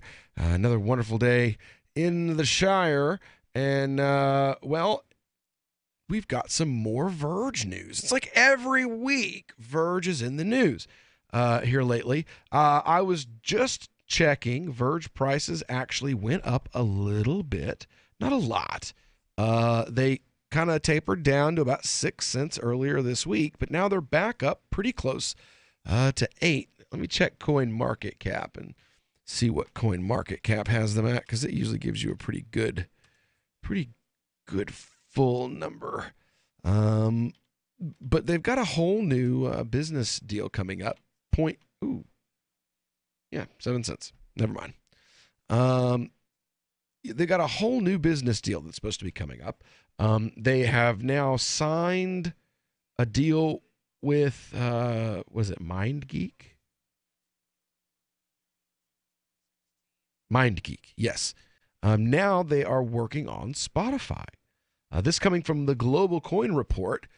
Crypto enthusiasts only had a week to adjust to Verge's recent victory involving the adoption of cryptos when Verge decided that they are still not done with their business deals. Another collaboration may be entered quite soon. It's been a week since Verge managed to enter the partnership with MindGeek, which was considered to be one of the greatest victories for crypto to date. However, this currency is not showing any signs of stopping when it comes to achieving what was seen as nearly impossible only a few years ago. They're now considering making the next historic deal. This time, the aim is set at the music streaming giant Spotify. Verge core member, which is in charge of recruitment and social media, Cess Van Dam, has decided to call out to Verge's community. Van Dam wanted the Verge fam to add their support to a campaign that has a goal of getting Spotify to adopt crypto as well. He posted a tweet in which he asked Verge's followers to give their thoughts and vote on a new proposal that would demand Spotify make a formal evaluation of Verge cryptocurrency. The goal of this act is to determine whether XVG is good enough to be added to the music streaming platform. The tweet received a lot of support and attention and was retweeted, and favorited several hundreds of times. A Verge volunteer that goes... Well, that's not very impressive for Spotify. Right. A volunteer that goes by Dan is the one responsible for this suggestion. He pointed out to Spotify that partnership between Verge and MindGeek was a monumental accomplishment. He also called the potential partnership with Spotify a huge business opportunity. Another thing that Dan informed Spotify of is the fact that any positive outcome regarding the proposal would be supported by Verge's enormous community. The community itself is constantly searching the internet in search of new resources, all for the purpose of letting the consumers take full advantage of every new partnership. Isn't that what most companies do, though? I mean, that's what Bitcoin Cash is out there doing. That's what Vertcoin's out there. I mean, Zencash, lots of companies have marketing teams. What is special about Verge? That it's crypto, I guess. So is Zencash, so is Bitcoin Cash, so is Dash. Well, if you don't praise it endlessly, its trolls will come and attack you and criticize you endlessly. That's kind of unique. Not super unique when you think about it. No, not nearly unique enough. No, not when you like. One of the lead stories for Free Talk Live tonight is the fact that some people involved with Bitcoin Core and their fan base are filing. Oh, but they're all lunatics. They're filing a lawsuit against Roger Ver for fraud because he owns Bitcoin.com, and somehow being a fan of being a Bitcoin Cash investor and owning Bitcoin.com are fraud or something. It's really dumb. The question of the ownership of the name Bitcoin has to come up in that, with the Bitcoin Core owners clearly feeling like they're the ones who own the name Bitcoin. The whole thing is dumb. Well, yeah, I mean, but it's statist. Very much so, but that's what happens when you have people who don't have whose motivations are just money and not philosophical. You know, when your only motivation is let's get rich, you know, when it's not hard for you to go, oh my God, we want to be regulated. You know, like Dan at TokenPay. You know, yesterday when we were talking about where they were just begging, please, please, please regulate us. That's someone who got in this because he wants to get rich.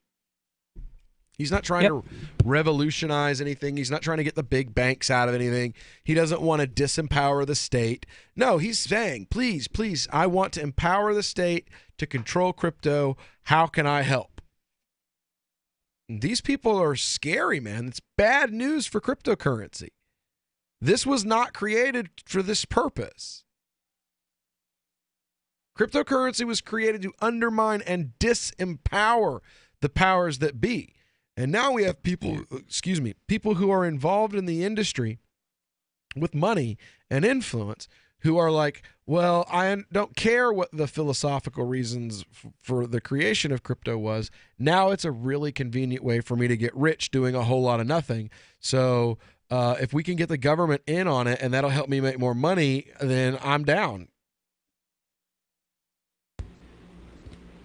Yeah, and you know that conflict was always inevitable. I've discussed it before. The whole concept of cryptocurrencies as being investments, ways to make profit, ways to make money, however you want to put it.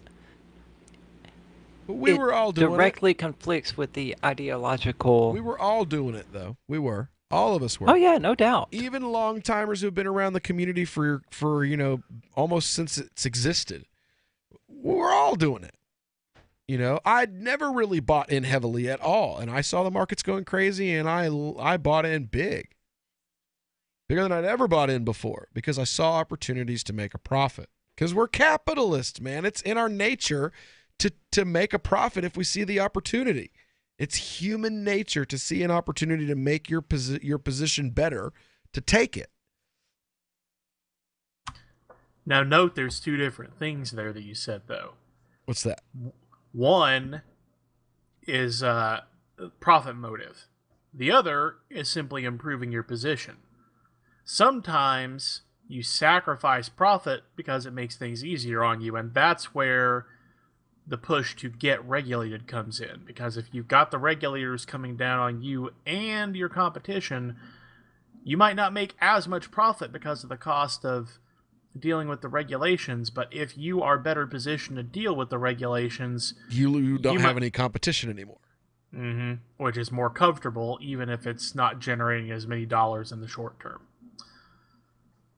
Likewise, it improves your what's the term? Market share if you could get these partnerships, even if the long-term results go against the original goals of cryptocurrency in general. All right. Well, when we get back here, we're going to continue on with this deal between MindGeek and XVG and their efforts to enlist Spotify in a new contract where they use Verge for purchasing music on Spotify. We'll be back with that and a whole lot more in just a moment here on The Call to Freedom on LRN.FM.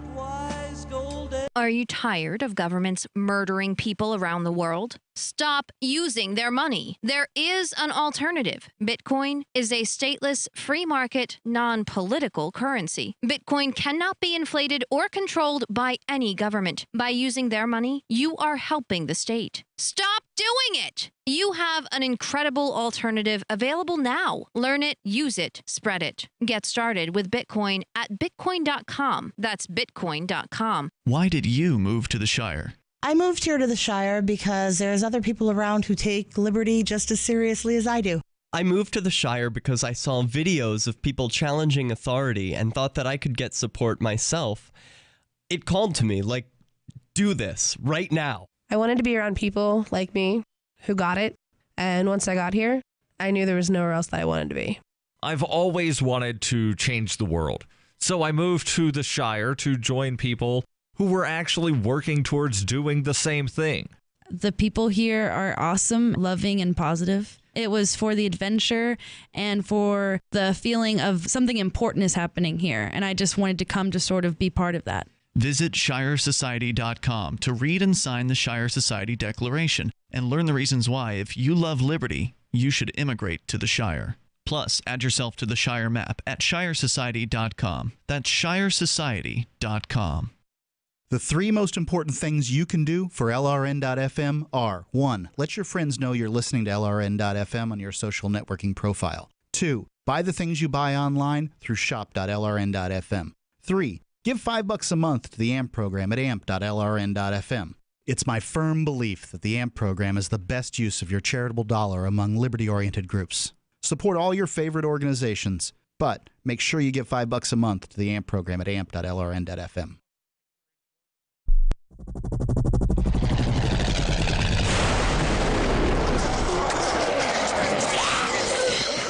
In Survivor Max 2, School Bites, Max must scavenge through a wasteland swarming with the undead. Desperate to find the medicine he needs, he discovers a community of survivors at his former school. Has he finally found the safe haven he's been looking for, or will he discover that school bites? Look for Survivor Max on Facebook, read reviews on Amazon, and read Chapter 1 at SurvivorMax.com. Did you know we've taken our LRN.FM telephone listen line to a new level with the LRN.FM audio on demand line? Now you can call 712-770-8447 anytime and listen to LRN.FM's live feed. And you can listen to a bunch of our original shows on demand. Long distance fees may apply. Just dial 712-770-8447 and choose from the menu. 712-770-8447. So the protection of life, liberty, and property is what the Free State Project is all about. But it's an effort to move 20,000 people who understand. It's about demonstrating to the entire country that, yeah, we can have a free market, a truly free market. Making it just a freer, great place to live. It's the world's largest voluntarist libertarian community, and it's only getting bigger. That's amazing, to be able to move to a place where other people passionately believe in being free and independent. What the Free State Project is managing to do, though, is to put their money where their mouth is. It's physically getting up across the country and saying, let's go someplace and let's demonstrate the power of these ideas. There's a lot of kind of philosophy that surrounds liberty. There's a lot of thinking about it and talking about it. But here in New Hampshire, people are doing it. 101 Reasons Liberty Lives in New Hampshire, a documentary by Free State Project Early Movers. Watch it free at 101reasonsfilm.com. 101reasonsfilm.com. This is the Liberty Radio Network, broadcasting the latest liberty-oriented audio content 24 hours a day at LRN.FM. You are listening to Call to Freedom's Crypto Hour, brought to you by Helium.com. आप सुन रहे हैं स्वतंत्रता की पुकार के crypto our को, जिसके प्रस्तुत करता है Helium.com.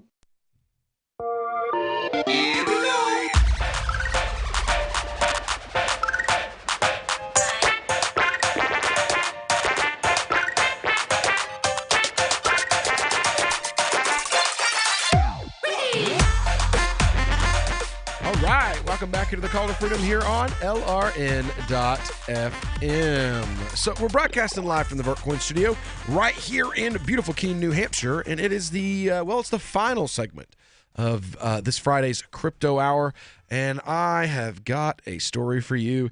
If this doesn't make your head explode or tear a hole in the space-time, the fabric of the space-time continuum, I don't know what will. This here says Sony is eyeing blockchain use for digital rights data. Japanese technology giant Sony is looking at using blockchain to store digital rights data. In an application published Thursday by the U.S. Patent and Trademark Office, Sony explains that digital rights management solutions that aim for interoperability may not be very reliable and rely on one unique point of failure. If the rights locker provider or system goes out of business or otherwise fails, the user loses all the acquired content. A blockchain could store the required identification information to ensure users could watch the products they purchase according to the filing. DMR systems refers to technologies that limit access to copyrighted materials only to those who purchase access. Sony cites Ultraviolet, a cloud-based locker for digital rights, as one example. The application was filed jointly by Sony and subsidiary Sony Pictures Entertainment, and the document specifically cites movies as an example of the type of media the system could be applied to. However, Sony also argues the blockchain-based system could manage rights for various types of content or other data such as movies, television, videos, music, audio, games, scientific data, medical data, and more. The application describes several potential implementations of the technology. In one, each user's rights are encoded on a dedicated blockchain. This ledger begins with a Genesis block, which stores identifying information about that user. When the user acquires rights... Let's stop calling these rights. Right. And start calling them privileges. Why not? Because if the government... Because rights are innate and privileges are granted? Yep, and if this is all online and all on the computer, then rights can be revoked and withheld. Remember what I was saying yesterday? You know, if it comes down to it and the government gets 99.9% of your income and decides what check to electronically deposit in your bank account, then that means that the government decides whether or not you get to have the ability to sustain yourself. I mean, this is another step in that same exact direction. This ledger begins with a Genesis block. Let's see here. By purchasing, when users acquire rights to certain content by purchasing a movie download, for example, those rights are committed to the blockchain. Concurrently, a DMR computer system would verify the rights in the blockchain and then decrypt the media when needed. This computer system can take different forms, including a DMR What happened agent. to just buying a game or movie and freaking owning it? Yeah. Piracy happened. Copying. Oh no! This whole that's an excuse for them to. It's a good one. Put a tighter leash on us and our usage of the things that we purchase. For real, when as soon as cassette tapes existed, remember they tried to make cassette tapes not exist. They tried. The movie companies and the music companies fought to have videotapes and audio tapes outlawed because they didn't want kids taking a cassette tape to their buddy's house and recording Metallica's latest record. When anybody who was alive back then knows that if it weren't for those pirated mixtapes, none of these bands would have ever been as big as they were. I can agree with that 100% because my very first rock anything I ever owned was a copy of the Black Album that someone had recorded for me onto cassette from their CD player. No, from their other cassette of it. and that was the first time I'd ever heard Metallica. Yep. And I loved it. Jello and by I went on to buy Afra. probably every single Metallica cassette tape they had. Until Reload. I stuck it out with them through Fixer Load. was great. You know, I stuck it out with them through Load, but then after Load, they went after Napster. Giggity. And when they went after Napster, I've never replaced. I had Injustice for All. I had Ride the Lightning. I had Load. I've never replaced any of my Metallica albums that and I used to be, I'm one of those kind of people, I have some things that I really like, and I just like having my own copy of it. Like Dave Brubeck's Take 5. I can find it on YouTube. I want to own my own copy, and I wear copies. I wear copies out, and then I rebuy them. Guess what I don't have any copies of now? Metallica. I don't own a single Metallica album because when I wore my old copies out, I didn't buy any more. And I won't buy any more because of what they did. Yeah, they were total jerks. I don't like Lil Wayne. Because Lars had to wait an extra 3 months to get his freaking, what was it, a gold-plated bar at his swimming pool? I don't like Lil Wayne, and I'm Darn those capitalists. I don't like Lil Wayne. Oh, Gene Simmons is way worse. Yeah, I know. He's I don't awful. like Lil Wayne, and I don't like Eminem, but I'm more likely to buy one of their albums because they have the forethought and understanding to realize what mixtape culture is and how necessary it is for young and upcoming artists to be able to get their music out there. Because you know what?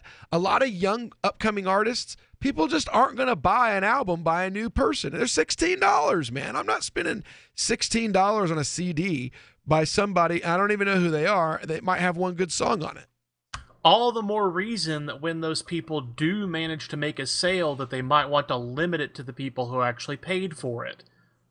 Again, the people who paid for it let their buddy record it, and that's how their buddy ends up with And their it. buddy didn't pay for it. How are they going to hear it That's in the the only first way place? that their music is moving. Though. That's up to the artist to figure that out, though.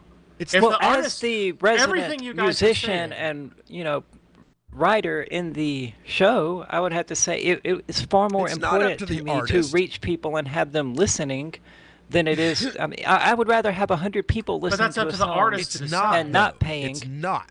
It's almost never up to the artist. It's up to the listener. Well, no, it's in the contracts with most of these record companies that it's up to the record company, not the and the artist. artist has the right to sign that right over. It's freedom of contract. Again, 9 times out of 10, these are young kids. They don't have a single. I mean, it's literally like the classic. So they're too young. They're too young to be able to, Yeah. to sign contracts. You're saying It's we should the take their rights away? classic, dude. It's the classic. Too young to story. buy guns too, right? How many is Statist Will coming out now? I've been waiting for Statist Will. How many? I knew there times- was one in there. How many times do you see these kids come out? I mean, even Led Zeppelin talking about we didn't really understand what we were signing. Our Poor manager Led Zeppelin. pushed Oh, us. Pink pushed Floyd us is into it. the example of that. Yeah, you know? Pink Floyd's another one. All these kids that get into rock music, they get into So rap, very they get poor. into hip hop.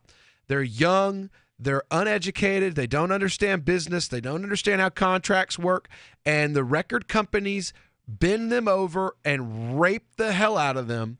And then if they get big enough that they can bully the record companies back, then eventually years later they do.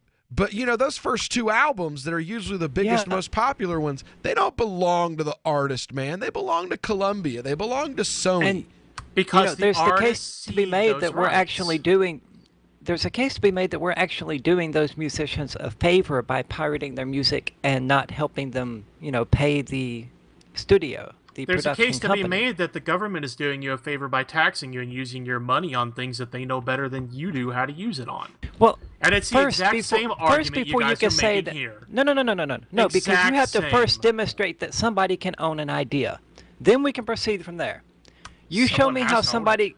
You show me how someone can own a series of musical notes, a series of vibrations of airwaves Through the blockchain. traveling into someone's ears. yeah, but You show me how someone can own that pattern and then you can say that it's analogous to government. Yeah, but this has dictating. led And now us. they can own it using the blockchain. by This has controlling led who us gets now it. to you've got companies like John Deere that are saying you can't resell your tractor because we own the rights to the technology inside of your tractor. So if you buy And a that's tractor, how they'll keep making money. if you buy a tractor and you use it and you no longer need it, you can't now sell that tractor to your neighbor because it Capitalism. still truthfully owns. Well, then you don't own anything. Then they have to admit you don't own anything. It's just like taxes. You don't. Corporations now own everything that you buy from them, even after you give them the money for it. Well, that's why people call Steam. If you're looking for work, there's a piece of paper more important than your resume. It's the cover letter attached if you're snail mailing, or the email to which you attach your resume. Make it 4 short paragraphs. Paragraph 1, say that you're applying for work. The person you're sending to gets a ton of mail about all sorts of things. If you have a password, that's your first sentence. Tom Nelson tells me you and I should meet. Paragraph 2, what you do and how that relates to the opening. Be as specific as possible. Paragraph 3, why you want this particular job. I'm originally from Boston, so I know the market well. I have family and friends in the area, so this would be a homecoming for me. Paragraph 4, unless the job posting stipulates no calls, and I will call you to follow up. Thank you in advance for your time. From survivalspeech.com, I'm Holland Cook. Some of you asked, and now we've delivered. LRN.FM's live Keene, New Hampshire studio shows are now streamed in HD on Twitch. Visit our channel at twitch.lrn.fm and give it a follow. If you have Amazon Prime, you get 1 free subscription on Twitch. If you use it on our channel, Twitch will give LRN.FM a monthly piece of your Prime subscription cost. So please watch, follow, share, and subscribe to twitch.lrn.fm. That's twitch.lrn.fm. I love My Magic Mud. I drink a lot of coffee. I had stains on my teeth. Then I found My Magic Mud, and I was told it would remove stains. So I paid attention when I brushed the first time. My Magic Mud is black tooth powder, and the difference it made in my teeth in 1 application was noticeable. With 4, my teeth were as white as you normal folks out there. Please go to mymagicmud.com and buy a jar. There's 150 applications for $25. You can use Bitcoin, mymagicmud.com. More of the Call to Freedom is coming up next, live after the news on the Liberty Radio Network at LRN.FM. From Keene in the Shire, the Liberty Media capital of the world, this is Daryl W. Perry, host of FPP Radio News for Friday, April 27th, 2018. Silver is trading at $16.51 per ounce. Gold is valued at $1,317 per ounce. Zencash is trading at $39, and the average price of Bitcoin is $9,195. Antiwar.com reports something truly historic has begun Friday morning in the truce village of Panmunjom in the Korean demilitarized zone. The leaders of the 2 Koreas, Kim Jong-un and Moon Jae-in, met in the morning to start a much-anticipated summit. The 2 cordially greeted one another with a handshake and holding hands. Kim led Moon across the demarcation line within the summit building, crossing into North Korea, then returning back to the southern side for the talks. Ceremonies and talks are planned throughout the day, with everything planned down to the minute. The visit marks the first time a North Korean leader has ever entered South Korea. Months of feverish diplomatic efforts have brought decades of acrimony to a virtual halt and made these talks possible. From talks surrounding the Winter Olympics, a lot has happened. North Korea managed to secure summits with both South Korea and the United States, has hosted a sizable South Korean delegation in Pyongyang, and made substantial confidence-building measures. Only so much can be accomplished in a single day, though, but the possibilities are promising. All signs are that quite a bit can be accomplished, with expectations that the groundwork is being laid for a deal to end the Korean War, which officially began in 1950. Beyond that, South Korea is also hoping to get the ball rolling on denuclearization and a deal between the North and the United States. For over 40 years, Roberts & Roberts Brokerage has been a trusted source for buying and selling precious metals. Gold, silver, platinum, and palladium. They don't feed the banks. They're Bitcoin preferred and have removed the minimum purchase amount for all orders paid in the digital currency. Call Roberts & Roberts Brokerage today for knowledgeable advice on buying and selling precious metals and a forward-thinking approach to new technologies. 800-874-9760 or visit online at rrbi.co. UPI reports Alabama opened the nation's first memorial to the victims of lynchings in the United States on Thursday. Brian Stevenson, founder of the Equal Justice Initiative, conceived the idea for the National Memorial for Peace and Justice as a result of researching thousands of racial terror lynchings in the American South, many of which have never been documented. The 6-acre site in Montgomery, Alabama includes a memorial square with 800 6-foot Corten steel monuments meant to represent the victims of lynching. Stevenson told NPR he was inspired by the Holocaust Memorial in Berlin and the Apartheid Museum in Johannesburg and wanted to capture the brutality of the killings of black people in the Jim Crow South. Stevenson said they lifted these bodies up as a statement to the entire African American community. They wanted to lift up this violence, this terror, this tragedy for others to see. Each of the steel columns is separated by county and includes the name of each person who was killed there, and another exhibit features bell jars filled with dirt from the sites of each lynching and also bearing the names of those killed. In 2115 New England, there are no borders, no states, and no regulations, yet never has a more peaceful and prosperous place existed. But Mr. Drake's security company has seen better days. Faced with the prospect of waning power, Mr. Drake intends to replace the anarchy of New England with a government. But at what cost? Will anybody care? And can anyone stop him? Anarchy in New England by Joe Jarvis is available from Amazon.com and all major bookstores.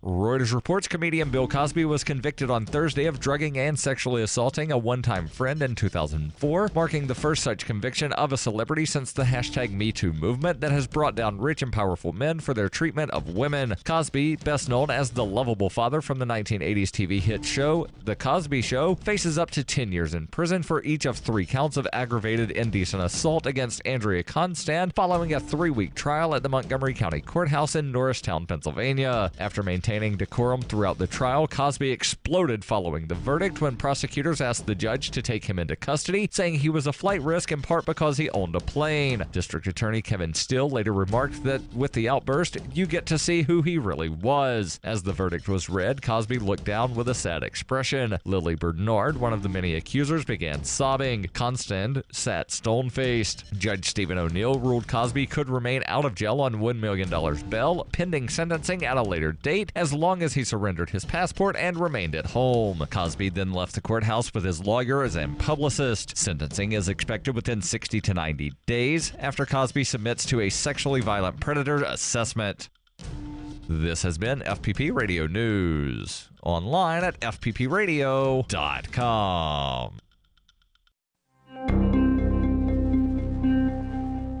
Like many young inner-city students, Chicago area high school sophomore Brandy Perkins struggles every day to motivate her teachers. The frustrated 16-year-old talked to Onion reporters this morning to discuss the challenges she faces in reaching out to her underperforming educators. Connecting with the teachers gets harder and harder every year. We all come in every morning eager to learn, but most of the teachers just seem completely uninterested in education. One of my teachers, Miss Manley, has been particularly hard to work with. She was quiet at first, but she showed some potential. I thought maybe she just needed a little time to come out of her shell, but as the weeks went by, she just sat there listlessly at her desk, never talking or participating. It just makes you feel so helpless. For more on this story, check this week's Onion Review. This is the Onion News Network. You are listening to the Call to Freedom on LRN.FM. आप सुन रहे हैं स्वतंत्रता की पुकार सिर्फ और सिर्फ LRN.FM पे. Disclaimer. When I die, I want to be put into orbit around Earth in a flying kick position. This is my dream. My dream. My dream. My dream. My dream.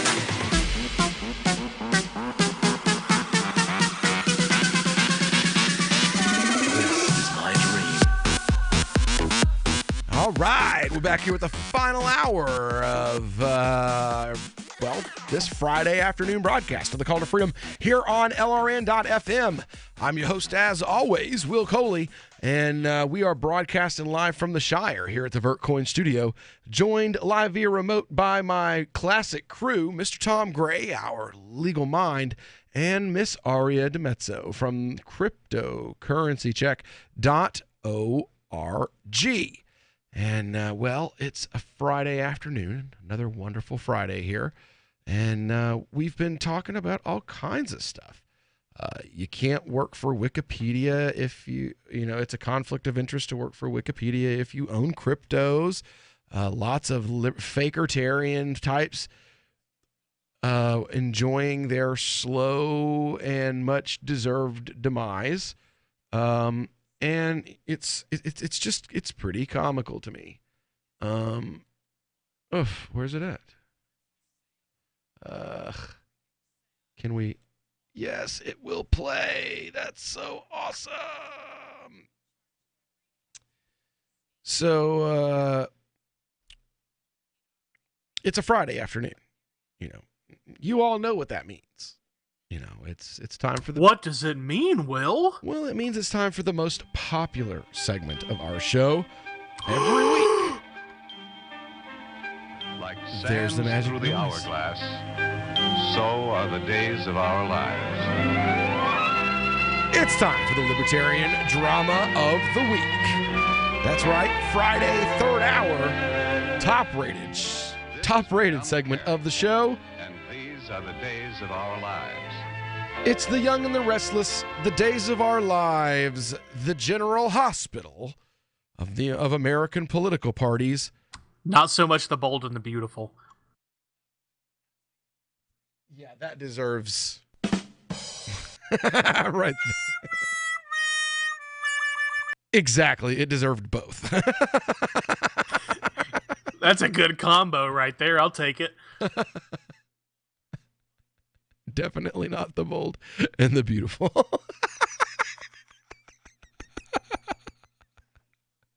Oh my God, that's almost as good as Aria's trolling earlier this week. Well, now this is the first time we've ever had a story that was so big that it lasted for 3 weeks.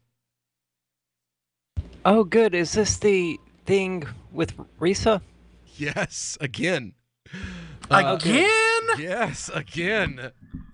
I haven't got to comment on it yet, so this is great. Again. Okay, so, all right, so it started off with this delusional chick deciding that people were saying things about her that they weren't saying. Doesn't most good drama start with that, right? To be honest. Well, the best drama does. So, we had Jeff and them on. There was issues over something that was said with LPAC and that sort of thing. And then Monday we did Libertarian Drama again because of Alicia Dern. And then last Friday we had to have we had to cover Jeff Wood and James Weeks and LPAC again because of an accusation, a public accusation made by this Ressa Willis individual that Jeff Wood had made the assertion, the statement that he was going to have a public viewing and hand out free copies of a pornographic film that she had starred in the early 2000s. That resulted in a lot of virtue signaling and a lot of people should do something and, calls for state involvement, calls for use of force, literally 100 comments before anybody actually uttered the words, "Are we sure this actually happened? Does anybody have any proof that what this woman is saying is true?" People who asked for proof were immediately chastised for not being feminist enough and not virtue signaling on cue, as they're supposed to do now in the socially democrat libertarian party. And so there's this putting that aside for a moment, the result of this was so obvious that I'm not entirely sure it isn't a ploy by her to sell copies of said porno. Right? Because it's almost like the best viral marketing campaign I've ever heard of. For real. So what happened was, as a result of all of this, you've got this guy. He worked with the Austin Peterson campaign. He very loudly proclaims, I did it, and I'm not a member of the Libertarian Party, so F you, basically. He's known as Squiggly Line Guy. If anybody out there knows who that actually is in real life, we'd be happy for you to call the show, 603-283-6160, and let us know who Squiggly Line Guy really is. But, well, he makes an internet admission that is, well, kind of interesting. The Audacious Caucus. So what ended up happening was that someone called the police on a guy named Jeff, who's a member of the Audacious Caucus, because he put up a Facebook post inside of some kind of a group. I ended up getting the screenshot. So there you go. Called the police? About a Facebook Is there post. evidence of this? No, he said he did it. He said somebody, and then pointed at himself and smiled really big. Well, it's good you explained that, because that doesn't translate to radio. Yeah, I said that when he was saying it. I said Okay, it while we he didn't was hear on. that. Yeah. I didn't catch it. Saying that he fully intended to kill police and military with automatic weapons in his lifetime. Now, bravo, Jeff. That's a slightly ambiguous statement, sure, but not really. The only thing that's ambiguous is the timing. So, he didn't say he was thinking about it. He said he fully intended to do it. So, the only thing that's ambiguous is that in his lifetime is just sometime. He is going to do this sometime. It's not something that he's preparing for in case there's, you know, a war against the government and the people. No. When you say you fully intend to do something, you're saying that you're going to instigate it. And that's where... Wasn't the word he used expect and not intend? That is correct. The word he used was expect, not intend. And that was an intentionally used word. I mean, Yes. we talked to him about Either way, this. it's semantics. It's a Facebook post. You have a person who worked for a Libertarian Party presidential candidate who has now called the police, who is very proud of the fact and is now being celebrated by a person who is campaigning to be the chairperson of the party. Celebrating someone. God, the drama. It loops back around on itself. Who involved state goons in a Facebook post. Someone said something that rustled my jimmies. I should call the police. Where the real hook here was. And that's why the Howell, Michigan Police Department was so interested in it. And so they are looking for Jeff. I don't know if they found him or not. They found an old junk car of his that was laying around somewhere and impounded it. But, I mean, I just thought that... and he's okay with you that? know, maybe Jeff should sit face-to-face with the people that he's talking about killing one day. And I think that's reasonable. I think he should have a conversation with them first. And I believe that if somebody's been marked for death, they kind of have a right to know about it. All right. Well, we'll be back with a little bit more of this week's Dramatarian, Triggertarian drama, the drama in the drama for your drama's drama mama. We get back here on the Call to Freedom on LRN.FM.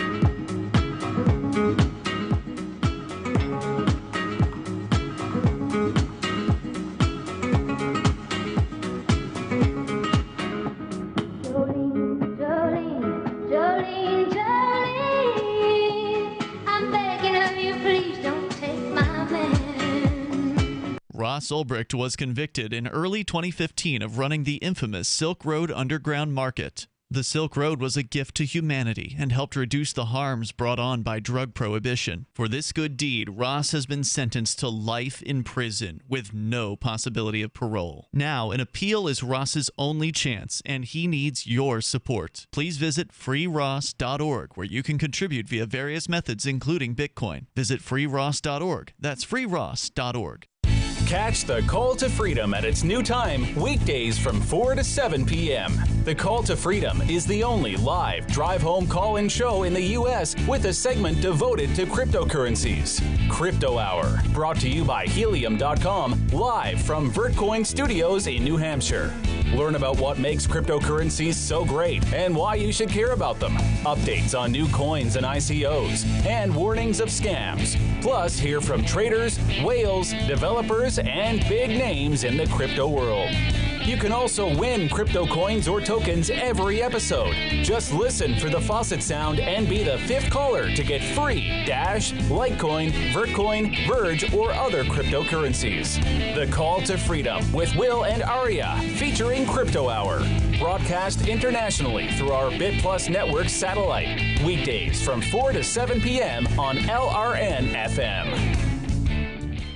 Did you know you can listen to LRN.FM via our free-to-air satellite channels? We have channels over nearly all of North America and much of Africa. All you need is an affordable receiver and a dish as small as 30 inches. There are no monthly fees. Learn more at sat.lrn.fm. Plus, if you are a broadcaster or want to be one, this is a good delivery method for our content. See our coverage maps and get details at sat.lrn.fm. That's sat.lrn.fm. sat.lrn.fm. So you've signed the Shire Society Declaration and are planning your move to New Hampshire to be around more liberty-oriented people. Next, sign up for the Shire Society Forum at forum.shiresociety.com. There are a bunch of people there who are already in the Shire, and they want to meet you. If you're already in the Shire physically, you should also come by the forums. Remember, not everyone uses Facebook. New people are signing up for the Shire Society Forum every month, so drop in and say hello at forum.shiresociety.com. Here's a chance to do a little activism while you're cruising Facebook, Twitter, or Google+. Between the LOL cats, the recipes, the hot girls, and the inspirational sunrise memes, Free Talk Live's posts pass by your newsfeed. Like them, comment. It gives us more exposure. If you don't see our posts, click like at facebook.freetalklive.com and then hover over it to click Get Notifications. It's an easy way to spread the ideas of liberty a bit further. I know you're busy, but you can spare that 1/10 of a calorie it takes to click on something. facebook.freetalklive.com. Is spreading the message of liberty, cryptocurrency, and peace around the globe worth $2 per month to you? As you may already know, in addition to our internet feed, LRN.FM broadcasts on free-to-air satellite across North and Central America, as well as Sub-Saharan Africa. And we've been available on satellite for free 24/7 since 2010. The LRN.FM free-to-air satellite signal is reaching some of the most oppressive regimes in the world, and there's no doubt our ideas are making an impact. You can learn more about the channel's impact by watching the 3-minute video at fund.lrn.fm. If you'd like to help free minds globally with our ideas of liberty, cryptocurrency, and peace, you can donate as little as $2 per month via fund.lrn.fm. You can help us continue and expand our satellite broadcast to multiple continents. Visit fund.lrn.fm today, and thank you for your help. Don't forget to share the link on social media. That's fund.lrn.fm. You can sign up to receive the latest about the Liberty Radio Network via our email updates at updates.lrn.fm. That's updates.lrn.fm. You are listening to the Call to Freedom on LRN.fm. Unasikiliza wito wa uhuru katika LRN.fm.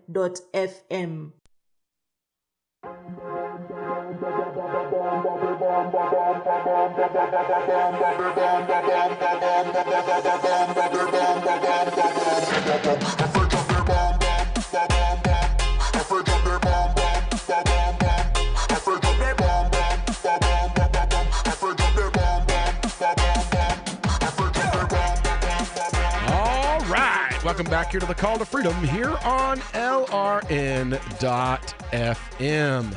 We're broadcasting live from the Vertcoin studio right here in beautiful Keene, New Hampshire, and it is the 3rd hour of our Friday night broadcast, so that means it is our libertarian drama of the week. And we've been discussing, well, this is our 3rd week. It's the first time this has ever happened. We've had one story that remained at such a high level of crybaby nonsense drama within the libertarian community that it was actually covered 3 weeks in a row. This being the dispute between the rest of the, basically you've got like the libertarian feminist crowd, and they're at war with Jeff Wood, and the white knights that always come along with that, you know, the like, hey, I stood up for you, can I get a blowjob? That crowd is now calling. Oh no, blowjobs are misogynistic. Well, you know, they just want the honor of. I don't know if I can say that. Yes. I don't think you can say anything you've already said. Let's just move on. If you're worried that you might not be able to say it, you probably can't. But we actually have a caller on the line. We've got Abel Slave, Bad Slave, with us. How you doing, Bad Slave? I'm doing great. So what do you think, and why do you think it? And I don't necessarily distinguish between Abel and Bad Slave. Bad Slave is my title, but this idea of expectation of, I mean, you know, the questionable thing for me would be, will he have that fully automatic weapon yet or not? Right.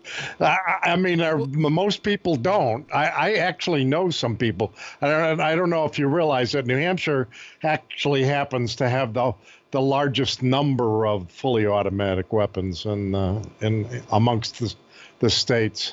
Wow. But did you know that? No, I did not.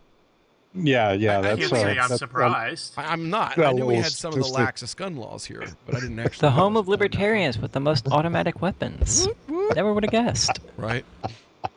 So anyway, but my thoughts are that you have, I think, an increasing rate of people dying by the hands of cops in very, very more and more questionable circumstances. Do you think that that's a fair assessment of? I absolutely believe that calling the police is a violation of the non-aggression principle. 110%. These are murderers who will show up at your house and shoot you in the chest for holding a Nintendo controller in your hand. If you are a person out there and you claim to support liberty and you call the police on somebody, then you are not a supporter of liberty. If you're a delegate at the Libertarian Party convention, then that shows how far the Libertarian Party has fallen in its advocacy of liberty and freedom. That you can be taken seriously as a person for calling armed gang members on someone over them doing or saying something that you disagree with.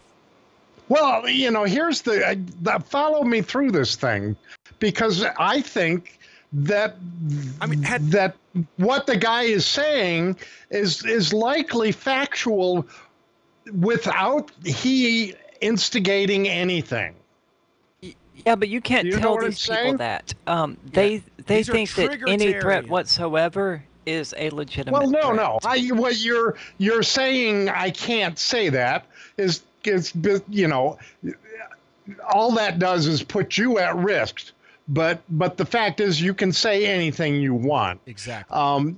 And the what my point is that, you know, Fernando Castile, you know who that is, right? Yep.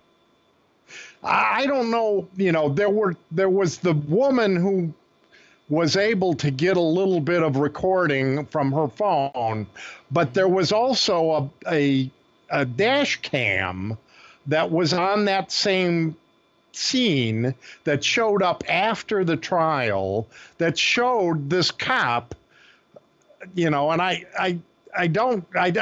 he is not a cop. He is only a mercenary, law enforcement officer, because he's not. Cops I raised to a slightly higher level of, you know, protect and serve maybe, but that guy should never even have been carrying a gun. He must have been pissing his pants when he was up on his toes and all hyped, and, you know, and I, you know, it could have been just like the other one. I think an unintended discharge. You know what I mean? That's the why guy. You have to be careful. Like, you don't call the police on someone that you wouldn't want to shoot in the face yourself. And if you are willing to call the police on someone, then that shows just a level of moral depravity on your part. And for you to announce it and say, well, I didn't, and I'm not a member of the Libertarian Party. Well, no joke. I should hope not. Well, you know, and not only that, so we have these innocent people dying, and you know, the right answer is to interfere. The right answer is to interfere with that death and that destruction by ending the life of the perpetrator, who is sitting there with a uniform and a badge on. I would love to have seen the reaction on this squiggly guy's face if Jeff had been harmed. If anyone at the Audacious Caucus had actually been harmed by a police officer, if they'd shown up and shot Jeff's dog or shot him because he was standing there with a Nintendo controller in his hand or something like that, then let's see Alicia Dern stand up and talk about how great this is then. Show your face in public as a libertarian after you've celebrated this then. I'm disgusted. I am beyond disgusted, because not only has this man involved violent government agents in this over something that was said, not only that, but he is proud of it. Oh, I'm making a Facebook video because the guilty party wasn't getting the credit. These other people were being said that they did it. So I had to come out and celebrate what a horrible, horrible human being he is. Jesus Christ, man, I used to have respect for this guy, but you called government gang members. Right. There at this point, like, they're the enforcers of the state. That's literally all they are. He should be banned for life from the Libertarian Party. He cannot sign the pledge to the Libertarian Party. I would say that anybody who would ever call the police about anything nonviolent should be banned for life. He cannot honestly say he is an advocate of the non-aggression principle. He cannot honestly sign the pledge. He should not be allowed to be a member of the Libertarian Party should he decide to rejoin. He should publicly disavow this action. I've been told no in many different ways. I give you an order and you're going to obey it. Who told you to go this way? You can't do that and you have to leave here. You cannot bring signs into the rally. Walk with me. Well, I'm comfortable here, actually. Whoa. Hey. Who do you think you are? Excuse me. There is no video and audio allowed in this office. No, I have work today. You ain't gonna make it. Wait a minute. Hey! Oh my God! Unbelievable! Why are you running from me? Because you're scared me. What am I being detained for? You're being served. What is this? You're being served. What is this? Bureaucrats have a funny way of telling people no. That's the sound of the men working on the chain. Derek J's Victimless Crime Spree. Watch it for free and order the Director's Cut DVD at victimlesscrimespree.com. The new 4th edition of Healing Our World, The Compassion of Libertarianism, will take your understanding of liberty to a deeper level and has over 1,300 updated references, new cartoons, and a foreword by Dr. Ron Paul. With discounts for multiple book purchases, the 4th edition of Healing Our World is a great gift for the liberals, pragmatists, environmentalists, and Christians in your life who think libertarianism is cold-hearted. Get yours today at healing.freetalklive.com and use promo code FTL for a $5 discount. Free Press Publications is an independent, alternative media and publishing company founded in June 2009 with the mission of ensuring a free press for the freedom movement and is committed to spreading the message of peace, freedom, love, and liberty.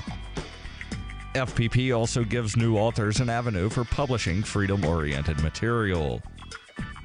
FPP brings you daily news and commentary on the website, fpp.cc, as well as a daily 5-minute newscast, FPP Radio News, and weekly news, views, and commentary in the FPP Freedom Minute and Peace, Love, Liberty Radio at fppradio.com, and the monthly newspaper, FPP News, at news.fpp.cc. Find FPP online at fpp.cc. That's fpp.cc, as in Creative Commons. Now that you've found the Liberty Radio Network at LRN.FM, you may want to help expose others to our great programs. To assist you in doing so, you'll find resources at promote.lrn.fm, including details on how to get a free bumper sticker, quarter-page flyers you can print out and distribute, banners for your website, as well as files that will allow you to make your own custom banners and graphics. Visit promote.lrn.fm and help bring new listeners to the Liberty Radio Network. That's promote.lrn.fm. On Free Talk Live, we're bringing people to the ideas of liberty every day. From wrestling superstars like Glenn Jacobs. You guys really are having an impact, I believe. Like I said, a lot of where I am now is due to listening to Free Talk Live. You changed my mind on some very important issues years ago. To random people tuning in on the radio. I was kind of stuck in the left-right paradigm. I heard your show by chance on a Saturday night. From there, I went on, joined the Free State Project, and become an amplifier. So, I mean, that's really the reason why I amp is because I know that if it wasn't for you guys being on as many stations as you are, I never would have found the ideas of liberty. Your amp will directly change more lives by getting Free Talk Live in front of people looking for talk radio online and on the air. When you amp Free Talk Live, you get perks like access to the AMP-only Facebook group and AMP podcast. Visit amp.freetalklive.com. What's up next? Visit the Liberty Radio Network program guide to find out at shows.lrn.fm. That's shows.lrn.fm. You are listening to The Call to Freedom live on LRN.FM. تستمعون إلى نداء للحرية مباشرة على LRN.FM.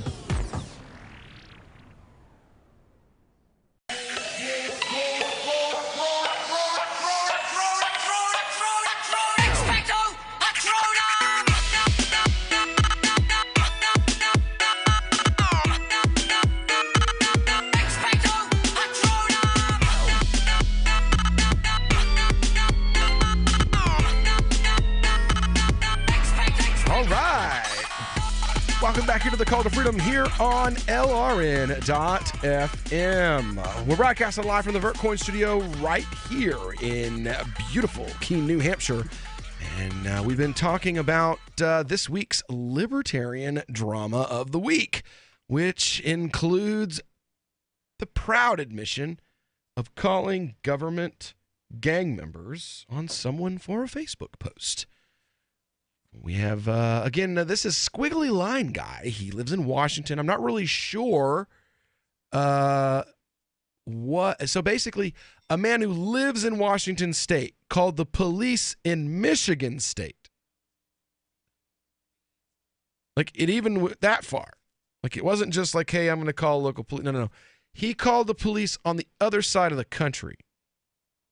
Well, you know, he also, I'm sure he says something like, there's this guy on Facebook talking about he's going to go kill all the police, and just blowing it up to just extreme proportions. And then they passed it up the chain of command to the FBI.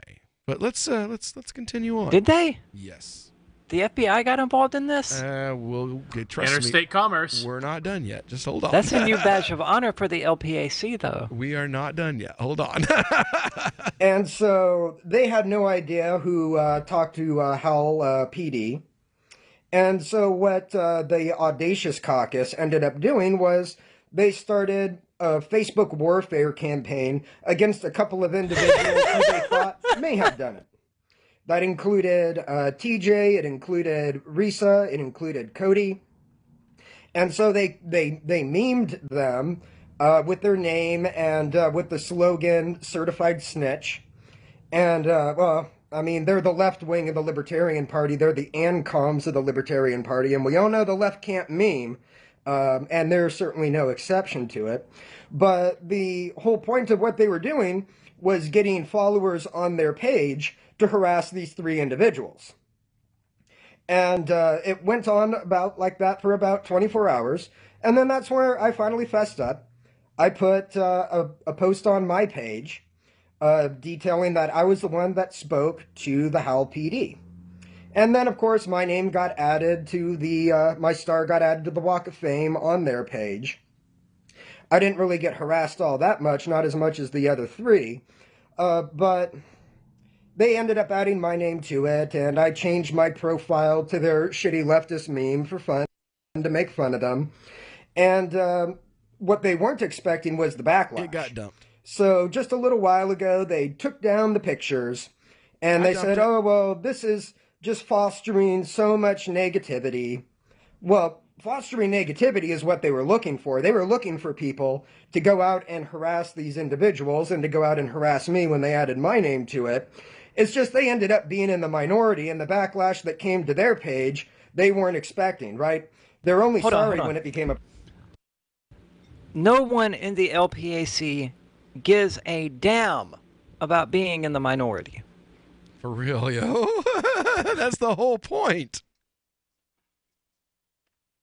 They're not only they embrace, relish that. They embrace being in the minority. It's something that they say, quit trying to be mainstream. Quit trying to appeal to the normies, because it's not who libertarians are. So this accusation, like, oh, well, they're not mainstream. Yeah, libertarianism's not mainstream, stooge. A problem for them. So their whole explanation of why they took these pictures down and kumbaya, fuck you. Fuck you. You're lying and you're fucking stupid. I did. And instead of being mad at me and memeing.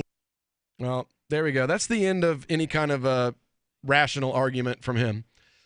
So, yeah. I called the police. I'm proud of me. I'm such a big liberty guy. I'm white knighting for a porn star.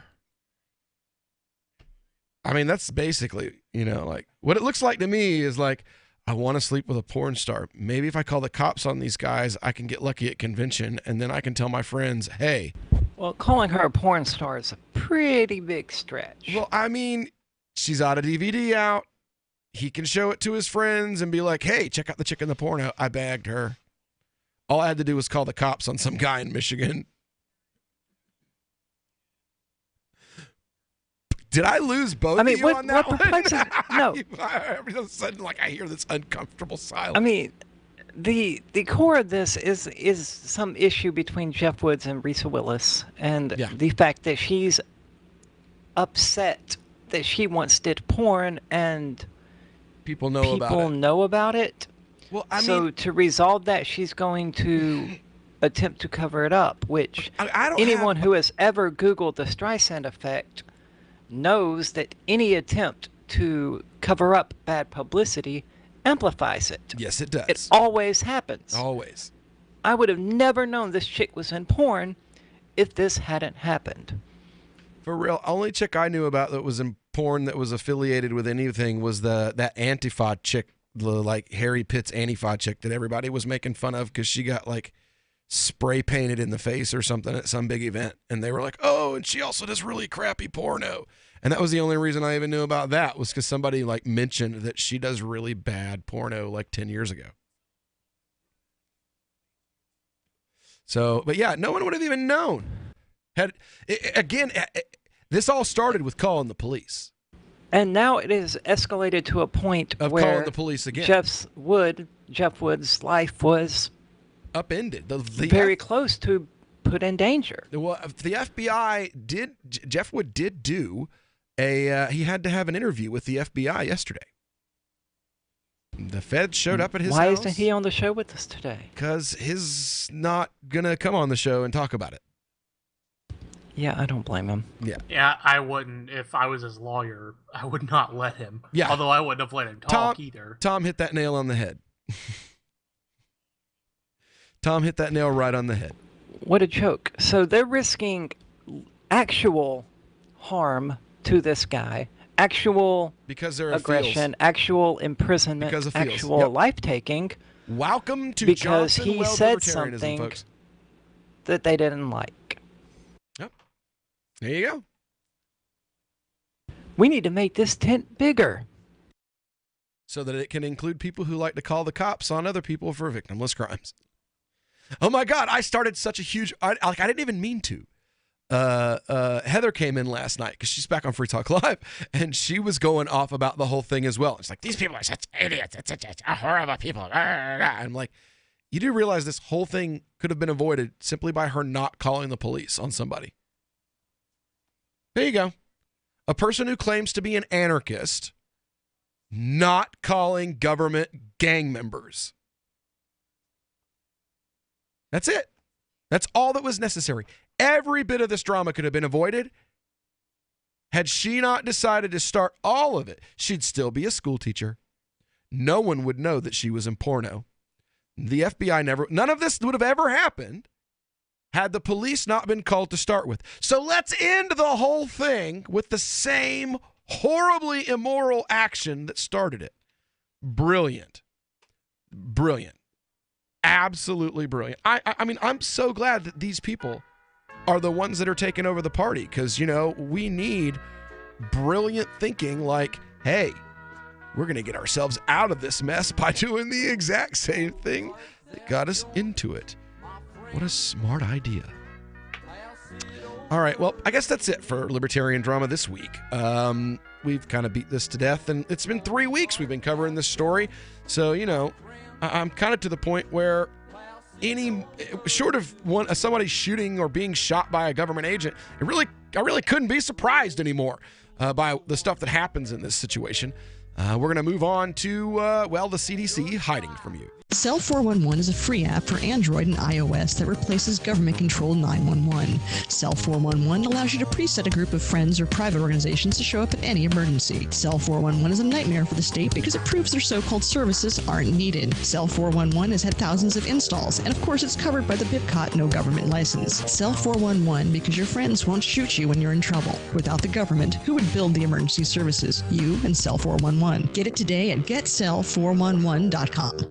The Free State Project has reached its goal of 20,000 liberty lovers who've pledged to move to New Hampshire and get active to achieve liberty in our lifetime.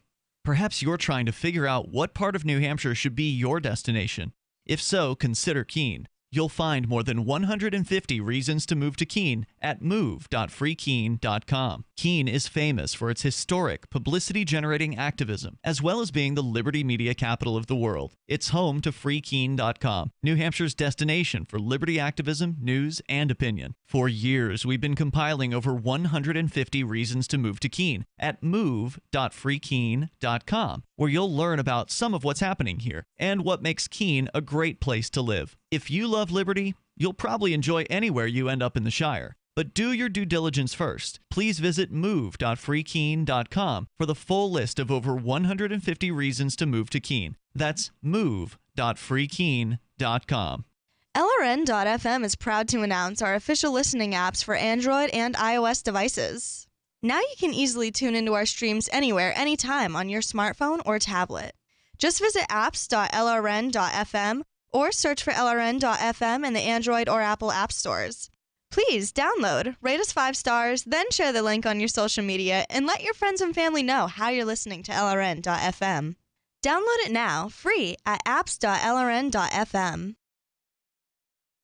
We've all heard about blockchain assets like Dogecoin, Ether, and Ripple. Bitcoin isn't the only player in the blockchain game any longer. And for those of us wondering how to get our hands on these digital assets, finally, there's a solution. Shapeshift.io allows you to buy and sell between your digital assets and Bitcoin instantly between your own digital wallets. I've used it with ease. Shapeshift.io. There's no account or email address needed. You send them the crypto you want to sell. They send back the crypto you want to buy. It's that easy. Shapeshift.io. There are lots of ways to listen to Free Talk Live. Our podcast has been around since podcasts began, and now the FTL feed is loaded with content besides our full show archives. Did you know that we make it easy for you to customize your podcast subscriptions? We have different feeds, one that includes only our full shows, one with just the Daily Digest, and one with just the Edgington Post. You decide what you listen to. It's quick and easy to customize your feeds at feeds.freetalklive.com. That's feeds.freetalklive.com. This is Michael Dean from the Freedom Fiends. I've run websites since 1996 and have used over a dozen web hosts in that time. AgristHosting.com is the only one that hasn't broken my heart. Agrist Hosting's uptime and service is stellar, and their DDoS mitigation is the best I've seen. That's important because if you tell the truth in this world, you'll ruffle feathers. And some people will try dirty tricks to silence your voice. No matter what the haters hit us with, Agrist Hosting keeps our websites online. If you have a mission-critical commercial presence or a world-changing activism site, you cannot tolerate any skullduggery. So go with agristhosting.com. Have a WordPress or blog site, but you're not satisfied with performance or uptime? Or just want raw hosting? Want to pay with Bitcoin? Agrist Hosting specializes in high-performance hosting with personalized service. Go to agristhosting.com and click on the button that says Get Hosted. That's agristhosting.com. If you enjoy LRN.FM, please contribute to your favorite shows via their websites and become an amplifier at amp.lrn.fm. That's amp.lrn.fm. This is Angel Clark, and you're listening to The Call to Freedom on LRN.fm. Let's focus our discussion first on marijuana, okay? Marijuana has a very distinct smell, okay? I'm going to pass around just a little tiny bit, and I want you all to take a smell so you know when someone is smoking marijuana near you.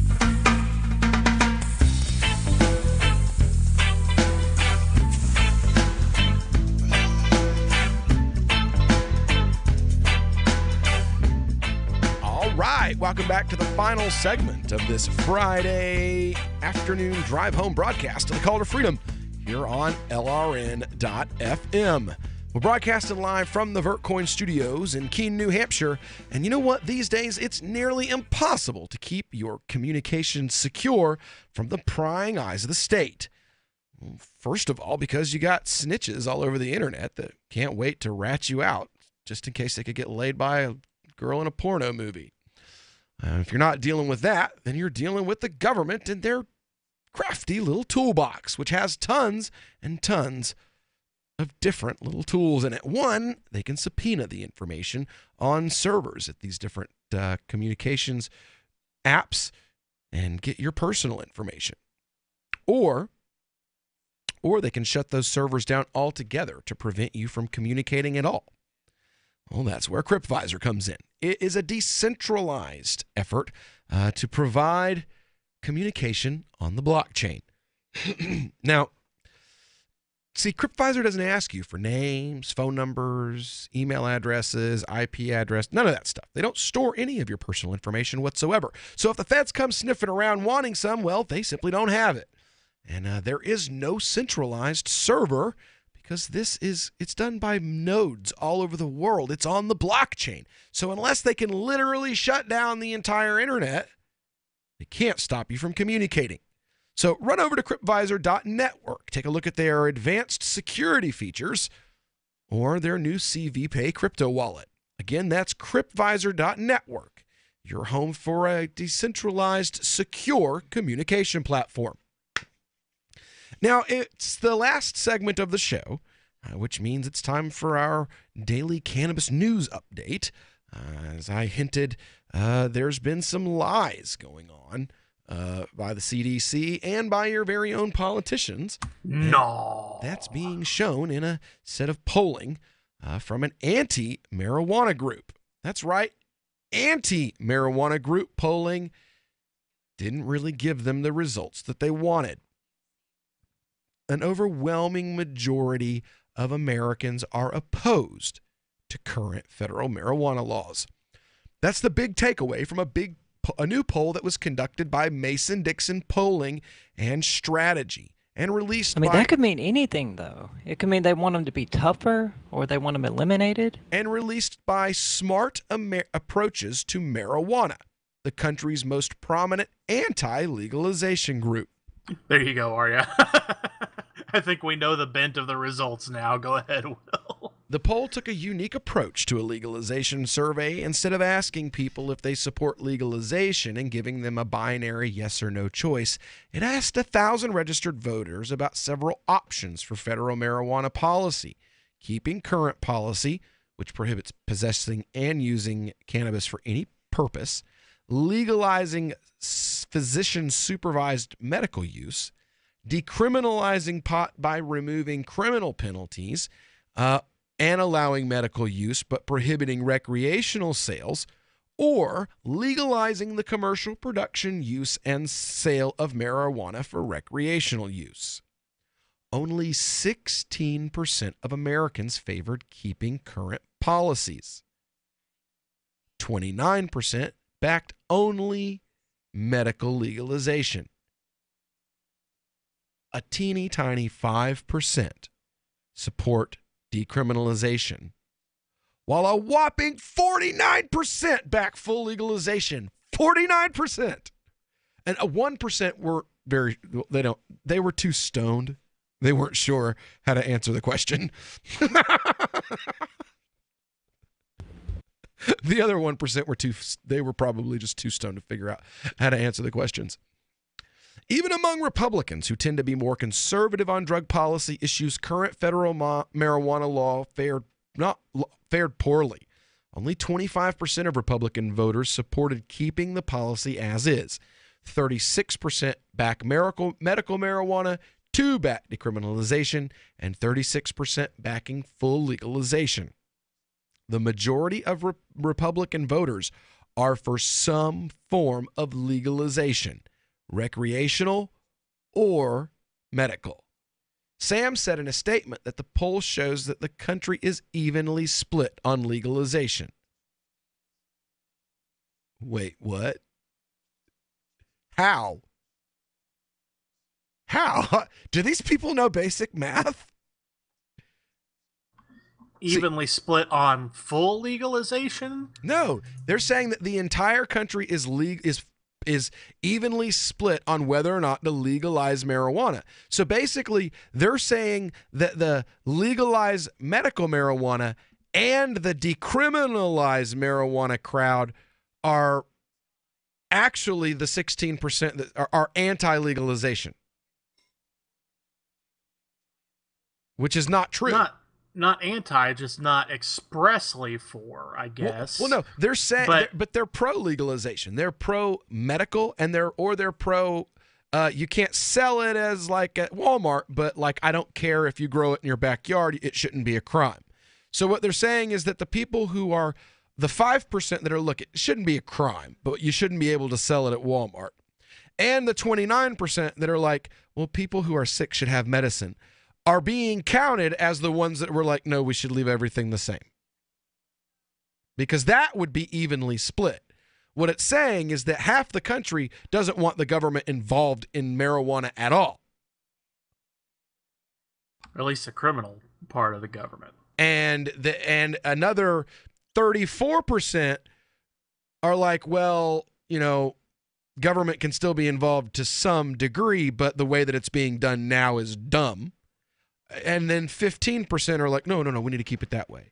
And this Sam is trying to make it sound like it's 50% that want to keep it the way things are. And that's not true. That's not even remotely true. It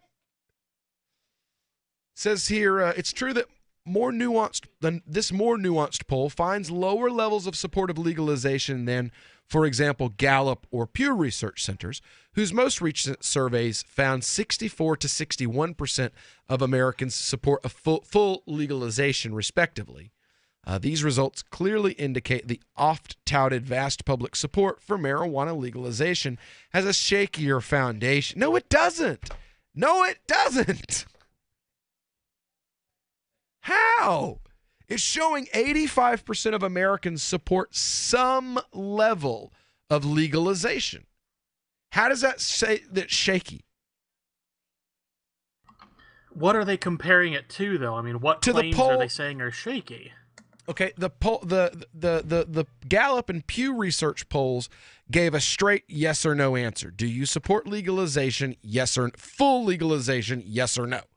64% and 61% said yes. On this poll, because they asked 4 different questions, only 49% said yes.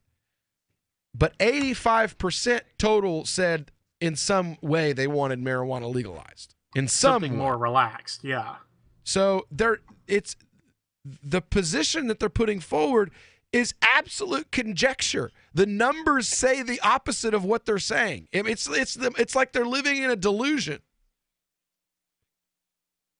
Somehow 85% of people saying that they support some sort of legalization, and only 49% of those 85% wanting full legalization is somehow a punch in the gut to a poll result that said 61% want legalization. It's literally the opposite of that. Part of this, though, is the conditioning of people to presume the state's going to be involved in stuff. Because when you start throwing out, do you support this specific policy, people's default position is, well, the government should be doing something, A, B, C, or D, so I've got to pick one of those somethings as opposed to the government doing nothing. But when you give it to them straight as government in or out, they say, I'd rather have government out. I'd rather have government out. Yeah. Well, here's another funny aside from this. Says this kind of a result, 83% of Americans choosing that they want anything but current government policy is exceedingly rare for any subject in any kind of polling. So, I mean, come on. Just legalize it already. Quit kissing ass to the sheriff's unions and the prison guard unions. Give us freedom. Well, don't give us freedom. Just stop denying us freedom. All right, anyway, next week we'll be back with a whole lot more, but don't go anywhere because Free Talk Live is coming up next.